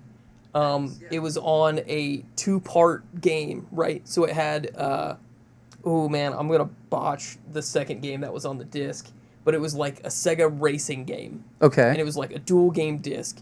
So like when it popped up, it's always like, oh, do you want to do Jet Set Radio Future, or do you want to do this Sega 2000 like racing game or whatever? And I think my brother and I opened that other game maybe twice, and then immediately was like, dude, this sucks. Let's play Jet Set Radio. Yeah. So, oh man, if I hadn't seen anything about that happening. Sega announced it a while ago, and they had announced a while ago that Crazy Taxi was going to be in, and then everybody forgot because they just went radio silent. Yeah. And then now they have something to present, and it's coming out soon. Jet Set Radio silent. And now they're Jet Set Radio silent. And there was actually like 2 or 3 other big games that they were like, this is also in our lineup of like, it's basically like beloved from that golden era of gaming where they were like, let's just make games and see what fuck it, like throw it at the wall and see what fucking sticks. They're remaking those games, or remake / remaster. Some of them will be very true to the game, like Crazy Taxi is apparently supposed to be very true to the game, with maybe some upgraded like quality of life mechanics and stuff, and obviously the way things drive and stuff, but then it's still the same game. Like, that's incredible.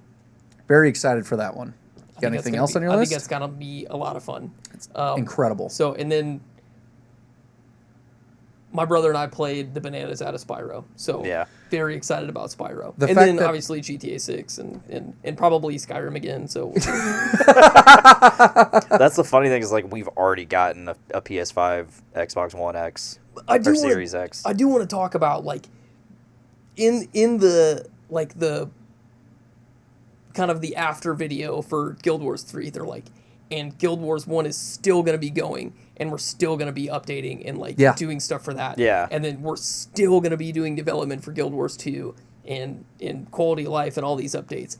And we're going to drop Guild Wars 3 on your head. So like, and the wonderful thing about that is you can get titles for Guild Wars 2 from Guild Wars 1. Yeah, and you can import it in. And it's fantastic. Like, it's all the same login. Like, it's tied to your account. So there's only stuff you can get in Guild Wars 2 for playing Guild Wars 1. Yep. And it's going to be like that for Guild Wars 3, which is amazing. I love when games do that. Yeah. They reward loyalty. Like, and as far as I know, they're like, it's going to be that way for like a long time. So yeah.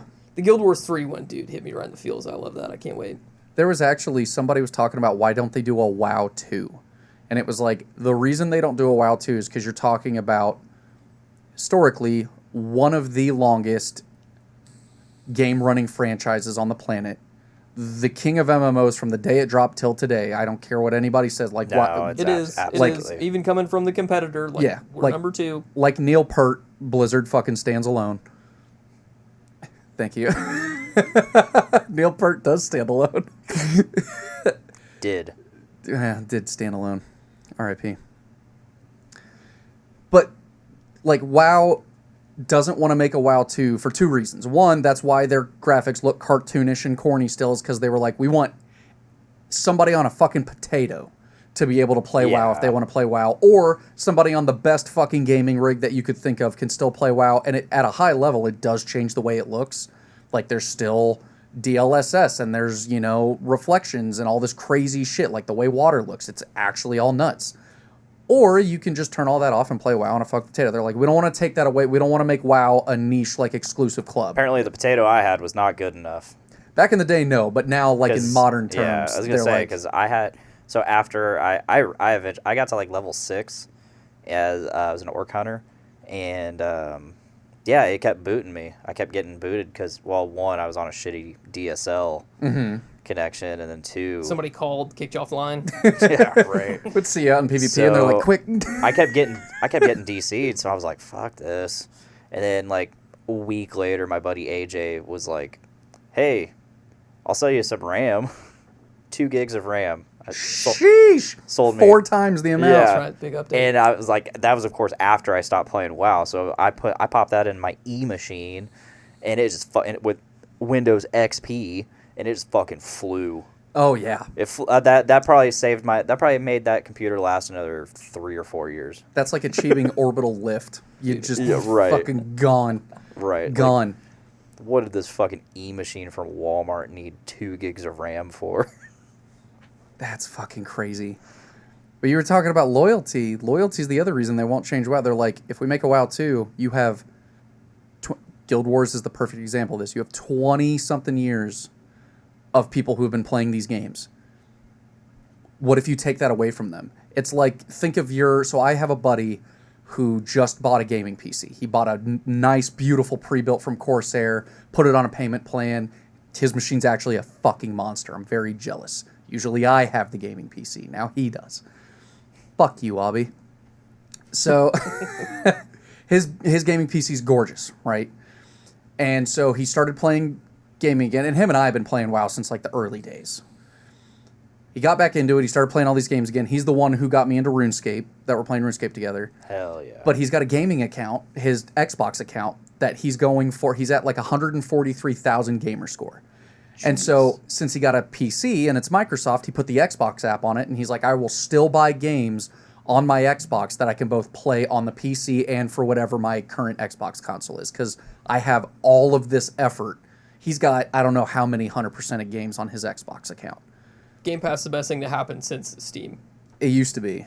Now it's questionable. It's still up there. They made it suck, and then they made it suck a little less. Yes. So, but it's still fantastic. It's still very great value. Like money for value. If you're an actual gamer, it's hard. It's unbeatable. It's incredible. Yeah, it's unbeatable. So hard to beat. So you've got this. You know, he's got his loyalty to his Xbox account. Blizzard's the same way. They're like, we're not gonna. You know, you have people who are dedicated to. Think of your PlayStation account or your Steam account. Like my Steam account, there's literally a badge. You get badges on Steam, right? Every year on the anniversary of your Steam profile, your badge for Steam profile age goes up by 1. I am at 15 years almost. I think this year's my 14th or this year's my 15th year. I'm not fucking getting rid of that. I will forever buy my games on Steam because, and it's funny, on consoles, have to buy physical. On Steam, you don't have a choice. So I'm okay with buying digital on Steam, which is weird. But also, I don't believe Steam is going to fuck you over with your digital copy by revoking its digital license. And it's like, oh. Love Steam for that, dude. Huh? Love Steam for that. Yeah. Like, just... I have games that are for dead. The people, dog. Yeah. Steam's for the people. I have games that are dead to where the servers don't work, but if they have, like, local lobbies and stuff, you can still play them. Or if they have bots, you can play against bots. They don't sell it on the Steam store. They don't sell it anywhere. You can't get them anymore. They're dead games. You can still launch them and play them as long as there's some version of the game to play either locally or otherwise. Yeah. Love that from Steam. Love it. And then even with some of those games where, like, there's a niche enough, like, following for it that people will make their own, right? Yep. So, like, Phantasy Star Online, super old game. Super old The original Monster Hunter. I still have 2 copies of the original disc for Phantasy Star Online episodes 1 and 2. But, like, there's an insane community for that. Like, and you can play it on Steam. They have Phantasy Star Online 2. Is like, that what New it Genesis, is on Steam? yeah. Okay. So, and I'm not sure. They may have 1 and 2 on there where you can play, like, single player or whatever. Yeah. And I'm not sure if they have servers for that. But, like, there's a huge... So, Phantasy Star Online Blueburst is in, like, it's its own server, community server, like put up and ran. I don't know how much money or like the dev team behind that, but it's like awesome. And there's like, they have like, you know, Halloween events every year, and like these like weird random events they'll throw on, and it's incredible. And it's still the same old game. They like added their own lobby where you can get in and see other people, and you can join random lobbies or like create your own private room and like invite your friends and still play. And it's like that's still possible with a lot of those games if the community is like good enough and they find the right people to like make it. So, but the best thing is that the game itself is not dead, right? Yeah. The game company can't come in and just pull the plug on that. Because there's still people that enjoy it. Love it. What are your games that you're looking forward to? You know what I'm looking forward to. Monster Hunter Wilds Ascendance. But that's coming out next year. Coming out this year, a lot of the remakes. Like we said, remakes are great. Honestly, there's not aside from GTA 6, there's really nothing new coming out this year that I'm into. Well, and I think that's usually things like Summer Games Fest or like the Game Awards.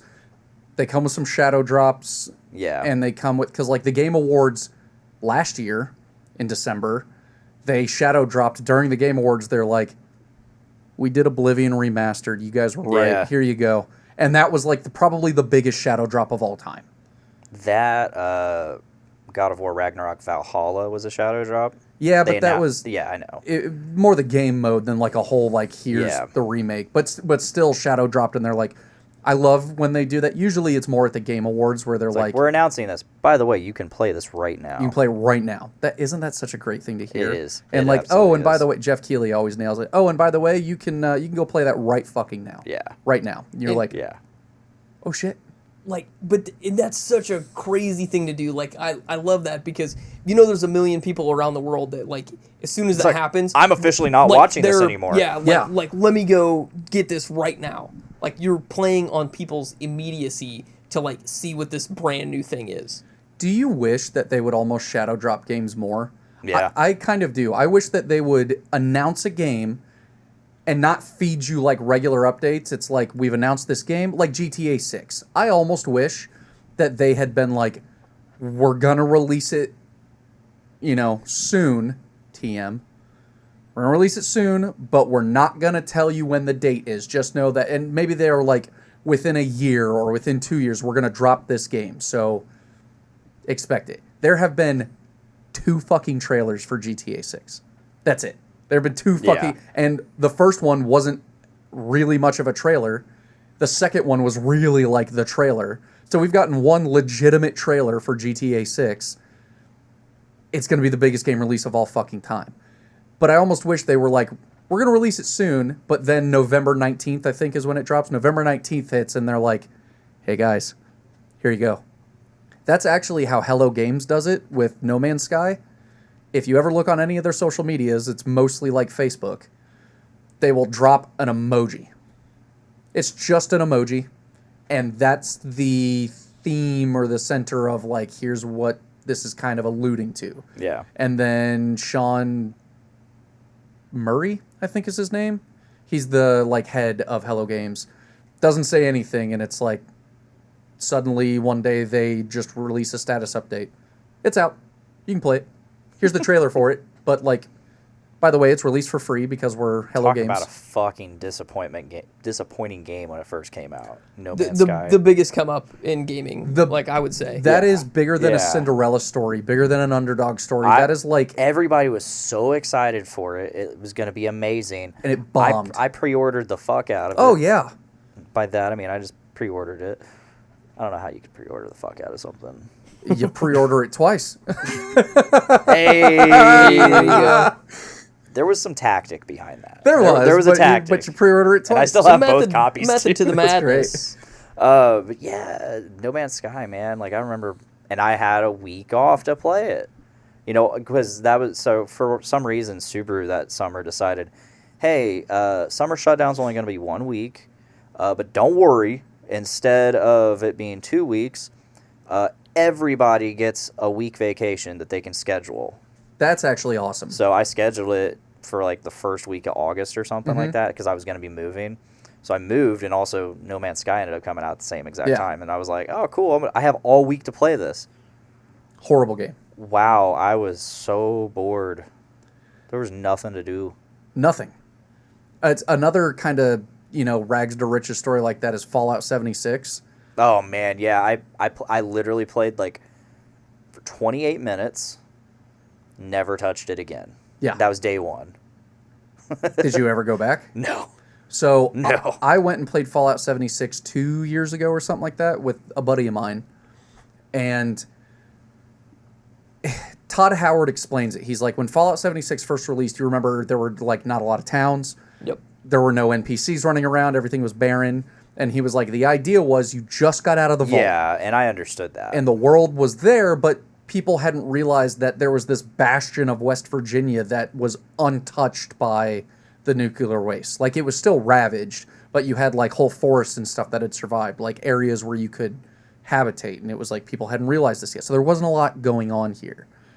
And then over the years, they populated it. Now, this to me sounds like saving face, but it absolutely is, Yeah. but it works. but it works. The logic works. The lore basis works. And I do kind of love the idea of something that grows as you play it. Like, it starts off and you're like, there's just not a lot here. It's like early access. Yep. You see a game now in early access and you're like, there's not a lot here. The bones are there, but there's just not a lot here. And then you give it some time to bake. You let it incubate a little bit longer. And then you come back and you're like, okay, way better than where it was. And then you wait 10 years and you go back and play it and you're like, fuck me. Where did all this come from? Like, there's so, even in the free version, because you can pay monthly for Fallout 76 because it's an MMO. You can just play the free version, and there's so much to do. They add, because it's in West Virginia. Yeah. They added cryptids to it. Yep. They modeled the entire town of where Mothman got famous in Fallout 76. It's literally down to the storefronts, and you walk in the store, it's the same shit on the walls, the same like storefronts in the fucking game. I'm like, that's neat. Yeah. Many years ago when it released, it didn't have that. No Man's Sky, same way. You go to a planet and you're like, there's fucking the winds howl. I can hear the wind. I heard in the next update for Fallout 76, on the Pip-Boy, you can play Skyrim. Somebody stop Todd. He can't keep getting away with it. God, that reminds me of Keegan. I can't remember his last name, but Car Door Dick Smash. Yesterday's Chips drummer. Keegan, he's been on the show multiple times, and one of my favorite quotes of his is, "Movies must end." They gotta be stopped, man. Movies gotta end, man. That's fucking No great. more movies. I can't remember what movie like sparked that. Like, I told him like, "Oh yeah, I just saw this," and he's like, "Wait, what? They made another one?" It's like, they had to be ended, man. That's fucking great. We need to have Keegan on here. You would love Keegan. I love all of our guests. Oh man, they're all fantastic. I'd say I love all of our. We have one person viewing. We just had 2, and then Ooh, it was 2. Look at that! Oh, they're gone. Thanks for coming by. I will say Bring though, him back. like, back to your point about like the shadow drops, like, and I think there is like a great tactic behind that, because you don't allow people to do what people do, and there's not a lot of speculation behind it. You don't have all the people like just bombing it from the get-go. There's no negging, there's no review bombing, Yep. there's no, you don't give time for like culture wars to build up over it. It just drops, and it's, I think the reason I think people love it so much when it's done with a good, like, culturally beloved game is because it's one of the purest ways to play a game. It is the rawest, purest, most like, there is nostalgia factor to it too, but it is the, you're never going to get a better experience. When a game shadow drops and then you just play it and you're like, I knew, Oblivion's a great example. We knew that Oblivion, there were leaks about it for years, and then it was like, oh, we're pretty sure they're going to announce it today, and then Bethesda was like, yeah, we've got something big coming up, but they didn't really say what it was, and because of all the leaks, people are like, it's got to be Oblivion. Yeah. And then they finally showed the trailer, they announced it, and they're like, by the way, you can go buy it right now. I was at work when that happened. I literally bought the game and took the next fucking day off. Yeah, it was like you could. Yeah, that what sucks is like I got it and I was totally about it, and I didn't finish it. No, I didn't play it's because I I think that's that was part when of the that was when nostalgia. we were all first starting to hang out. Yes, yeah. Last year. Uh-huh. Yeah. And we were all playing it in Sid's Discord. Yep. Like everybody was playing Oblivion. Yeah, like 5 people in there just all talking, all streaming the same game. Yeah. But I was love incredible. that I think GTA 6 is going to be a return to that form where it's like this is going to be so nostalgic, but also it's a cultural phenomenon. Yeah, for sure. Look at the jokes that have come out from something like GTA where it's like we got this before GTA 6, whatever this is. Yeah. We've memed it, dude. And like now people that don't know about the genre know about it, Yeah. right? You know, like It's people that huge. like, man, I might like heard the memes, like might be worth checking out. I mean, you'd hope. Oh But- shit! Here we go again. Oh right. shit. He's never going to get that train. He's never going to get it. You'll never catch that train. I was talking about GTA's because I think I was talking with Brad. Mm-hmm. We were talking about GTA. He's like, no one ever beats GTA. I'm like, yeah. I was like, well, hold up. I beat GTA San Andreas. I know I didn't beat it, but I'm saying I did because god damn it, I was That I close. was 99.999% close. Damn. Like I was. Have you ever beaten it? No. Never beat Do you know the end? GT. It's been years since I've touched San Andreas. Yeah. I've beaten it. Yep. Several times, honestly. Yeah, so you'll know exactly how fucking close I was to beating it. I was chasing Officer Tenpenny on he's driving a fire truck across San Andreas with my fucking brother hanging off the back. Sweet. Brother sweet. Brother Sweet.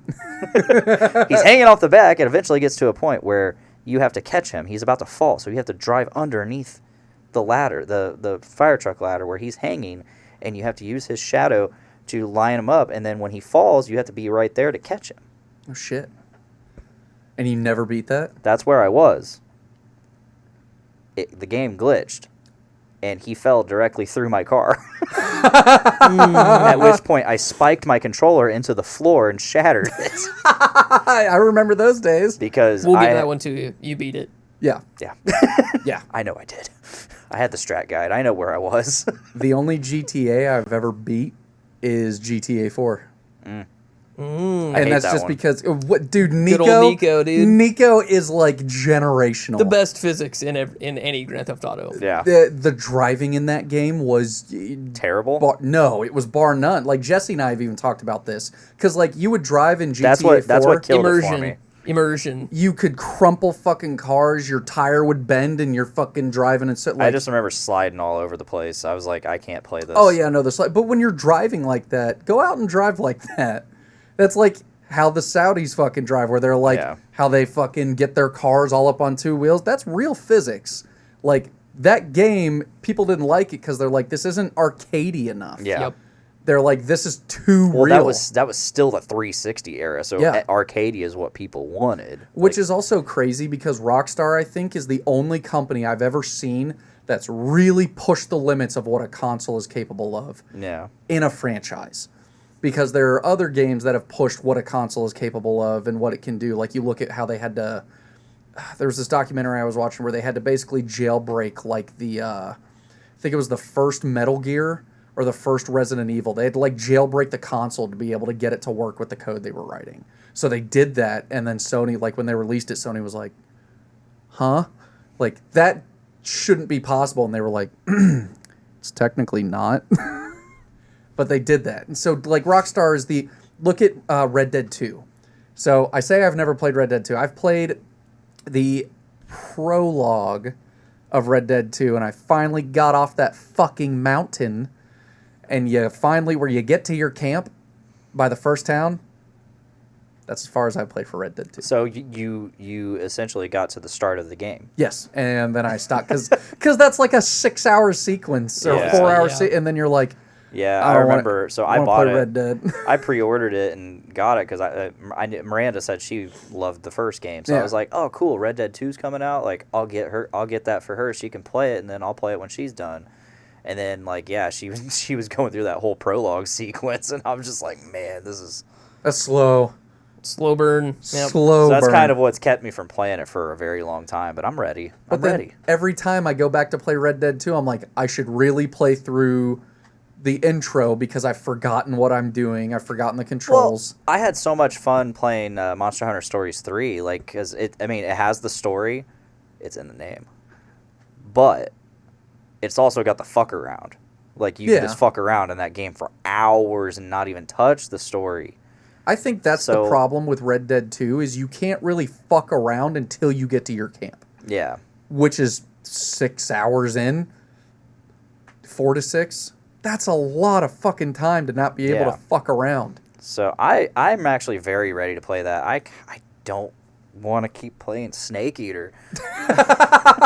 Slow burn. The thing is, it's like I already know the story of Snake Eater. I just need to experience it myself, and it's like so I'm putting myself through this because I also want to play MGS4 when that comes out later this year. Isn't Snake Eater the one where you have to walk down the river? Yeah. At the end, so that is the prime example of a game pushing what a console can do, because until you plugged in your controller to the second port, you could on the original console.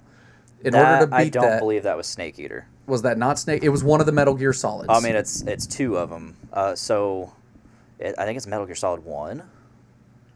And then Metal Gear Solid 4 called back to it. Okay, Metal Gear Solid 4, when you're Sons of Liberty.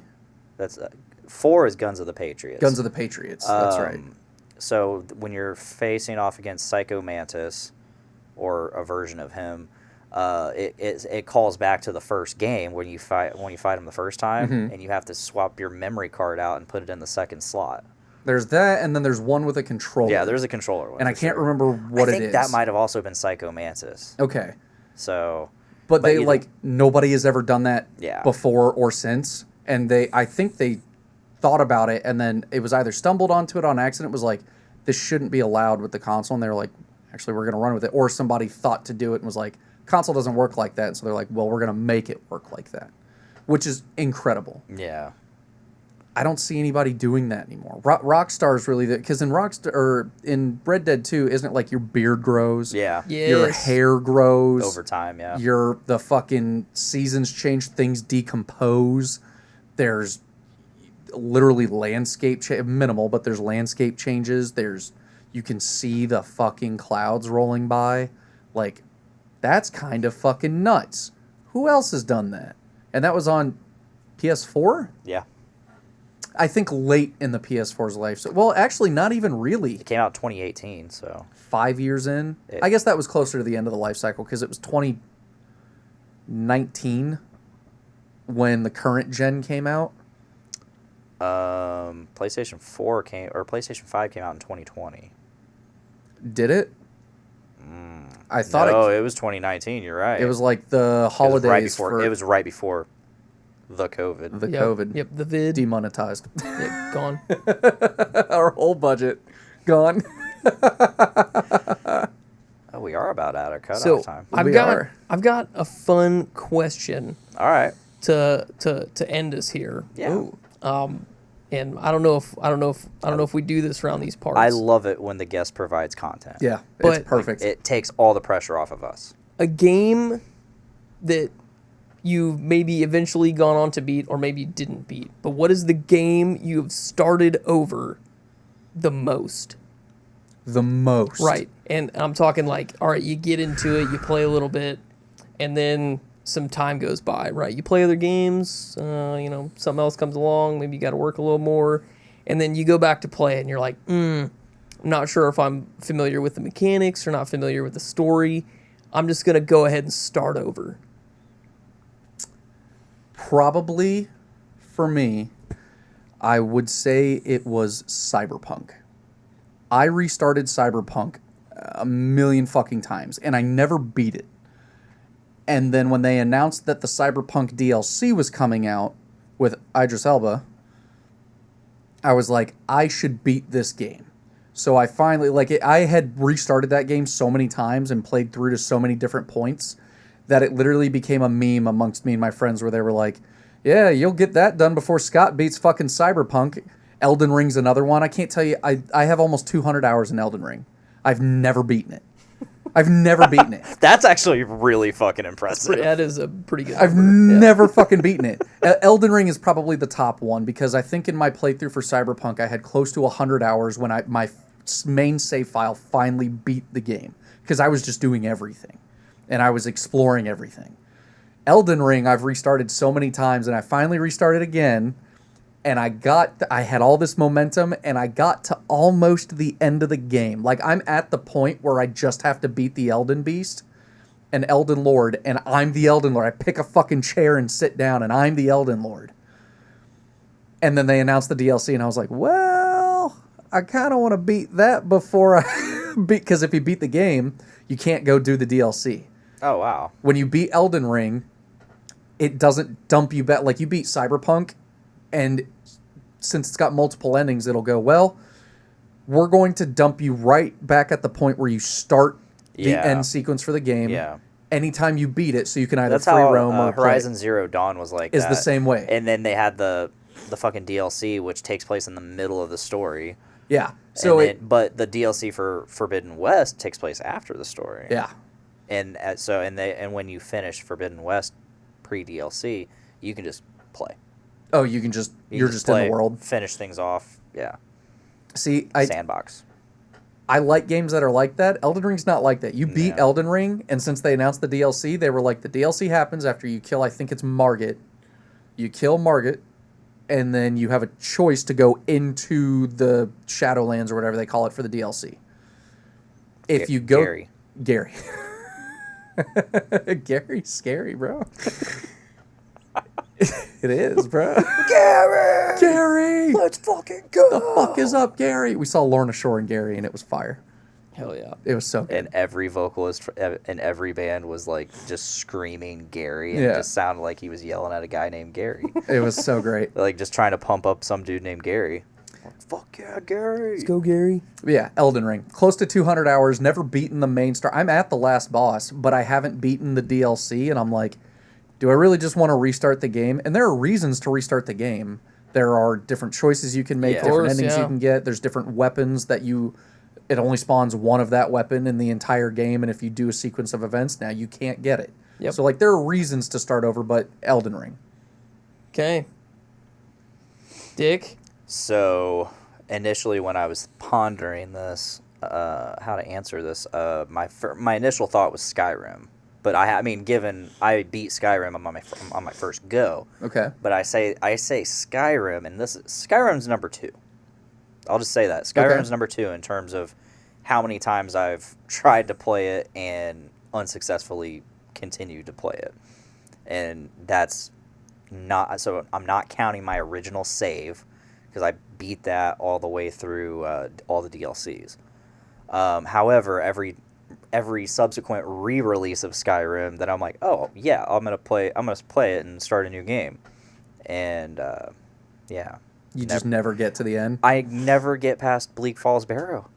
Really? Yeah, That's like the beginning the of the first game. Barrow. Yeah. Yeah, that's the first Barrow. Yeah, I get the Dragon Claw. I take it back to Whiterun or not Whiterun. Is it Whiterun? I think it's Whiterun's it's White. it is It's Whiterun. it's Whiterun. I was thinking I was getting River Run and Whiterun. No, it's Whiterun because you take it to the Jarl. Yeah, the Jarl. The Jarl. So yeah, I get that far about every playthrough, and then I'm like, I've had enough Skyrim, and then I don't touch it again until the next re-release. However, the PS5 re-release, I'm trying to think how far I am. I'm at the Blades. I'm at the Blades. I went to their own sanctuary and all that. Oh yeah. So I got at least that far, and I think I am giving all the credit to the PlayStation 5 because loading screens don't fucking exist. No. It's just none. like Trying I'm going to in, read some tips. I'm trying to get a lore dump here, and I'm already playing again. It's like, damn it. But the number one game that I have started over and over and over, and I'm not even going to count I'm not counting this as number one because of how many times I've restarted it. I'm counting it as because it's that big a fucking deal. The Witcher 3. I've started The Witcher 3 one time, and I own the, anniversary edition. I don't even think I finished the intro. I don't know what it was. I get past the Bloody Baron. You don't know anything about it. No, So I know nothing about it. the Bloody Baron. Do you know anything about it? No. Okay. Well, the Bloody Baron. Audience, if you know about the Bloody Baron, that's about. I get just past them, and that's when I'm like, all right, and I put it down for the night or whatever time. Mm-hmm. I just never fucking pick it up again. I'm notorious amongst my friends as the guy who doesn't finish video games. Oh yeah, same. So, and I'm very proud of myself for beating Monster Hunter Stories 3. Do you not pick it up again? Because, like, for me, what stops me from Red Dead, from doing Oblivion over again, from doing Witcher 3, these aren't just, like, 15, 12, what we've gotten used to in modern games where a campaign might be 15, 20 hours. Yeah. You play it over the course of 2 or 3 days, and then you're done with the campaign, and then it's like, nah, just grind the game out for whatever. Yeah. These are, like, sprawling open worlds where you're like, Where they give you way too much to do. I'm going to start this game, and I'm not going to finish it for the next 100 hours or 80 to 100 hours. Yeah. And you're like, that'll take me 6 to 8 months. Yeah. It's a big investment. It's a huge investment. I have a hard time balancing life and video games, and I'm not That's saying tough. I'm not saying I play too many video games. I'm saying I'll start a game, and then life will pick up, and I'll forget about the game. Yeah. And it's like, oh, I'm just like I also don't like to play a video game unless I'm going to devote at least 3 or 4 hours to Yeah, it. because, like, And what's I the don't point of always playing have for, like, that. an hour? Yep. I've been trying to play fucking Snake Eater all goddamn week. You know what keeps happening? I come home, I watch a couple YouTube videos, and I pass out until 7 o'clock. And then I procrastinate a little more, watch a few more videos, and next thing I know, oh shit, I got to make dinner. Yeah. And it's 8 o'clock, and I'm like, oh fuck, I gotta take a shower, eat dinner. I gotta eat dinner, take a shower, and go to bed. Start Yeah. winding down, yeah. Yeah, so it's like, at that point, I'm just like, well, not playing it tonight. It's hard. And now I'm all pumped for Monster Hunter, so I want to play Monster Hunter. So I don't even. He's So I'm going to not- restart Monster Hunter. I'm not gonna restart it. I'm just gonna keep Just playing. keep playing it. Go kill some shit. I Figure it tried out to all over restart it. again. I restarted it 3 times. Yeah. Well, Haven't. we need to just continue on your main file and then just Yeah. Yeah, that's what we need to because do. you're gonna play through Ascendance with me. I would love to. That game's fun. I'll What's get you your there. game? All right. All right. So mine's due to a technicality, but it's Oh. a technicality I'm pretty proud of to have overcome. Okay. So, my brother and I had a birthday. So our birthdays are back to back. So we usually had our birthday together, and we got a good amount of money from friends, family, all that jazz. Way back in the late 90s, might have been 2000, 2001. But or no, maybe it was, I can't remember when it came out. But we put all of our money, which ended up being like $400, into getting a PlayStation 2. Oh, hell yeah. And then we got, we had enough money for a game and an extra controller. In which case, we should have prioritized maybe a memory card, but we didn't. Oh, the days of memory cards. So the game we got 8 was... megabyte memory card. That's right. We got, so the PlayStation 2, an extra controller, and we got Grand Theft Auto 3. Hell yeah. But and again, hindsight, right? We didn't buy a memory card, so our only option was to leave it on, Yep. right? Turn it on, run through, learn the game, and we learned it incrementally, right? And it took us a long time to save up enough money to get a memory card, but we got so good at getting through the first like island and like getting off of Staten Island to go to the second island that we could do that in like 40 minutes. That's impressive, dude. Holy shit. And we tried to leave it on, but I mean, whether it came down to like it dying or turn it off, or like I think it was plugged into a wall outlet that was attached to a light switch, so it would just get turned off at some point, or Oh, mom boy. would come through and see that it was on and turn it off. I definitely have a story about one of those instances. And I think we'd probably started Grand Theft Auto 3 over 100 times. Oh, Holy yeah. shit. So Before I finally had the getting a same memory thing card. with Vice City. So I got Vice City, but I didn't have a memory card, so I would just restart it every time. So it was basically just sandbox game for me. Like there was no saving it. But I have a wall outlet light switch situation. My former roommate, one of my best friends, Scotty Collins. Yeah, not me. Not this Scotty. Not it. Jordan says, "Fuck you, Joey." Much obliged. Sir?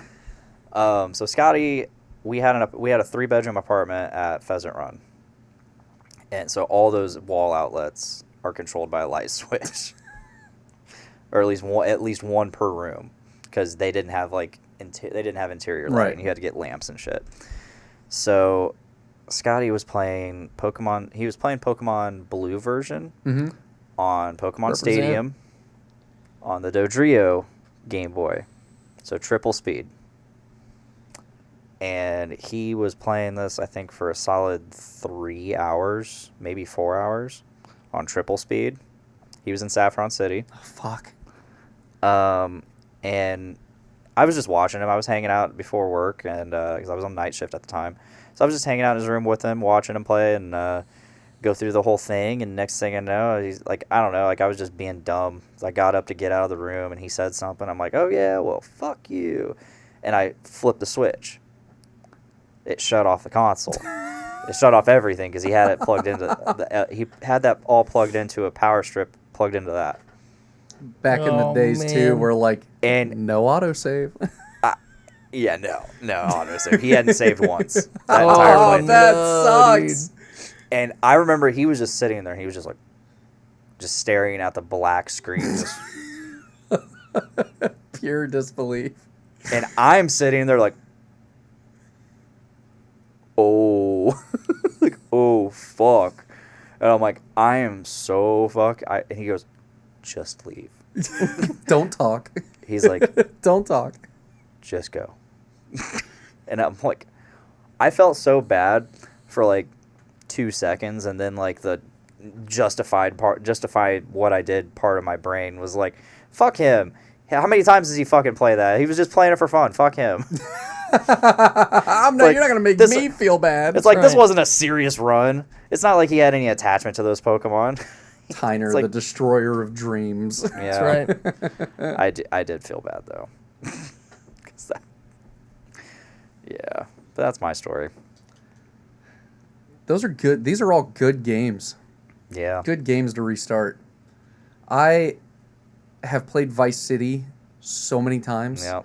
And Vice City and San never Andreas. beat it. I don't even know what the story of Vice City is. I would just load into Vice City and get lost in the 80s radio, and I'm like, That's right, this game dude. slaps. Dude, Every soundtrack- song's a banger. Every soundtrack song's a is- banger. I never beat Vice City. However, I did copy my friend's save file, so I would have a completely beaten Vice City. Could just Oh, you roam just around, run do around whatever, and... do whatever the fuck I wanted. Obviously getting a whole bunch of money from the properties and stuff. Yes, obviously. You guys remember back in the day for memory cards where you would go to save a game and your save file for a game would have the little icon of that game, so you knew what it was. love that. And you could just see the icon. Like I can see some of those icons now, even in my head, and I'm just like, that's so, I don't know, something about that is so nostalgic. I still have my original PS2 memory cards. Do you? I That's do. sick. Yep. I wonder what's on them. And so, I mean, there's a good amount, right? So, I mean, there's still some Crash Bandicoot on there. There's some Dot Hack. There's some GTA. I mean, of all three, I still own all three GTA original for the PS2. Fuck. I have, some good Dot Hacks. I have there's some like Medal of Honor and Yeah. stuff on there. Medal of Honor Frontline. Dude. Medal of Honor, Rising Rising Sun. Sun. That was the best man. Medal of Honor. Even against the bots, it was just Oh, hours man. of me and my brother. I had a lot doing of that. fun with just like OG Medal of Honor on PlayStation And Gran 1. Turismo. Gran Yeah. Turismo is Yep. still one of the greatest racing games. That was Jordan's game. yeah, it was, That was Jordan's game. Yep. big Gran Turismo guy. Master of Gran Turismo. Love that. I just want to go out and buy all the. You guys ever wish you held on to all your shit? Oh, 100%. I wish I would have bought a pallet of fucking Pokemon Emerald. Oh, Like just Oh. just go to Walmart and be like, Yeah, I need a palette. I need everything. I need the whole palette. If I could travel back in time, I wouldn't tell my younger self, like, these are the things you need to do or the ideas you should have first. I'd be like, buy these things as much as you can. Yep. Go buy Godzilla on PS4. Buy packs of Pokemon cards for 99 cents. Never touch them. Put them in a safe and never touch them. Put them in a bank vault and forget that you own them for 20 years. And buy GameStop stock. Buy GameStop stock. EB Games at the time. Yeah. Buy EB Games stock and just it don't was like touch it. 3 different companies, and they all got absorbed by GameStop. Yeah, which worst timeline. Actually, worst timeline. But yeah, just buy all these things. Never open them. Don't touch them. Live a life. Live your first 20 years of life out of pure, unadulterated, no joy. Just be Biff Buchanan and bet on the Cubs in the World Series in 2016. in 2016, oh man, the money you would win. But also, they were on a fucking heater that whole season. So like, the fact they made it to the World Series, I think, was enough of a reason to bet on them. It was supposed to happen in 2015, according to Back to the Future 2. That's true. And we never got the hoverboards, although we got a bastardized version of it that's called a hoverboard. We never got the self-tying sneakers. We never got flying cars. Nope. Not yet. We did get the Wild West, though. Back to the Future 3. Yeah. We did get all of that. Yeah. So that We was had great. that. Yeah. Yeah. No, I would tell myself to just hoard it all because, like, I'd be like, if for 20 years you're not going to get to experience the things that your friends are experiencing, or if you want to, go experience their stuff. Bitcoin. Dude, Bitcoin in like 2009. I remember Tyler Follier had, I don't fucking know, 12, 14 Bitcoin. And at the time, we spent them on games on Steam, on buying, like, ordering things, on fucking Domino's Pizza. We ordered Domino's Pizza with Bitcoin. At the time, it was like, yeah, spend like, fucking 2 Bitcoin, get like 2 large pizzas. We're like, fuck yeah, dude, some fucking like late teens, early 20-something fucking dudes like stoned as shit, drinking. It's like, let's order some pizzas. That's how Domino's is able to pave all the fucking potholes. That's it. They kept they kept all their Bitcoin. They kept them all. Yeah. Which would easily make them like a $1 trillion company if they did. If I knew now knew then what I knew now, I would not tell anybody anything. I'd be like, live the same life you were going to live, do all the same things. Just, if you're going to buy something, spend the money and buy a second one. Every time you buy something, just spend the money and now buy a second one and never touch that second one. Dust it off. Make sure it's mint. Put it in wrap or fireproof. Like, put it go to a bank. Safety deposit box, that boy. Yeah. Put that shit tucked away and don't touch it. And then when you're like in your early 20s, you'll never have to work again. You won't even have to go to college. You never have to work again. I would actually tell my younger self, don't go to college. That's a ripoff. Don't do it. There you go. Same. Yeah. But that's exactly what I would fucking do. Yep. Hoard it all. Hoard it all. Hoard it all. Well, this was a great episode. This was a solid liter of cola. A tall boy. This was a tall boy of cola. That's right. A tall boy of cola. Tell Joey, Sue sees him on the TV and is screaming at him. Oh, that's my sweet kitty. Aw. My big turkey. Hey, hey, where the fuck did you go? I'm coming back soon, big girl. All right, Joey, thank you so much for stopping by. Thanks for having me, guys. So what's the next iteration? We went from the 2 liters to the liter. Are we going to go to just like bottles of cola now? Or are we just going to keep getting smaller? Because I think that's a great bit. Look who's showing up now that we're that's okay. Wrapping it up. But yeah, that's all right. She's been working hard. I stopped by and saw her on Monday. I want to give a quick shout out to Babe's Dusty Bottle Saloon. That place fucks. Their food is amazing. I think they have some of the best fucking wings that you can find. Like, their apparently fish sandwich is fucking nuts. Their fried pickles are fucking great. I've not had a bad time since I've been there. It's out in Otterburn. Go fucking check them out. They're fucking great. Hell yeah. And yes, we are coming to Topgolf. Top golfers. Maybe not casino goers, but top golfers. For sure. Yeah. All right. Let's bring her home. let's bring her on in. Thank you guys for watching. Thank you guys for listening. If you're listening, if you haven't already, hit subscribe on any of the platforms you're using. If you're watching this on YouTube, hit the like button, subscribe, comment, tell us things. And if you're watching live, thank you for watching and tuning in. You know we love you, and we're here every Thursday. Most Thursdays. We might be here on a Wednesday. Who knows? We may. But either way, we appreciate you. And with that being said, please make every day a big dick day. Bye, guys. Where's my mouse? Oh, my God. There we go. Bye-bye. And we're done recording.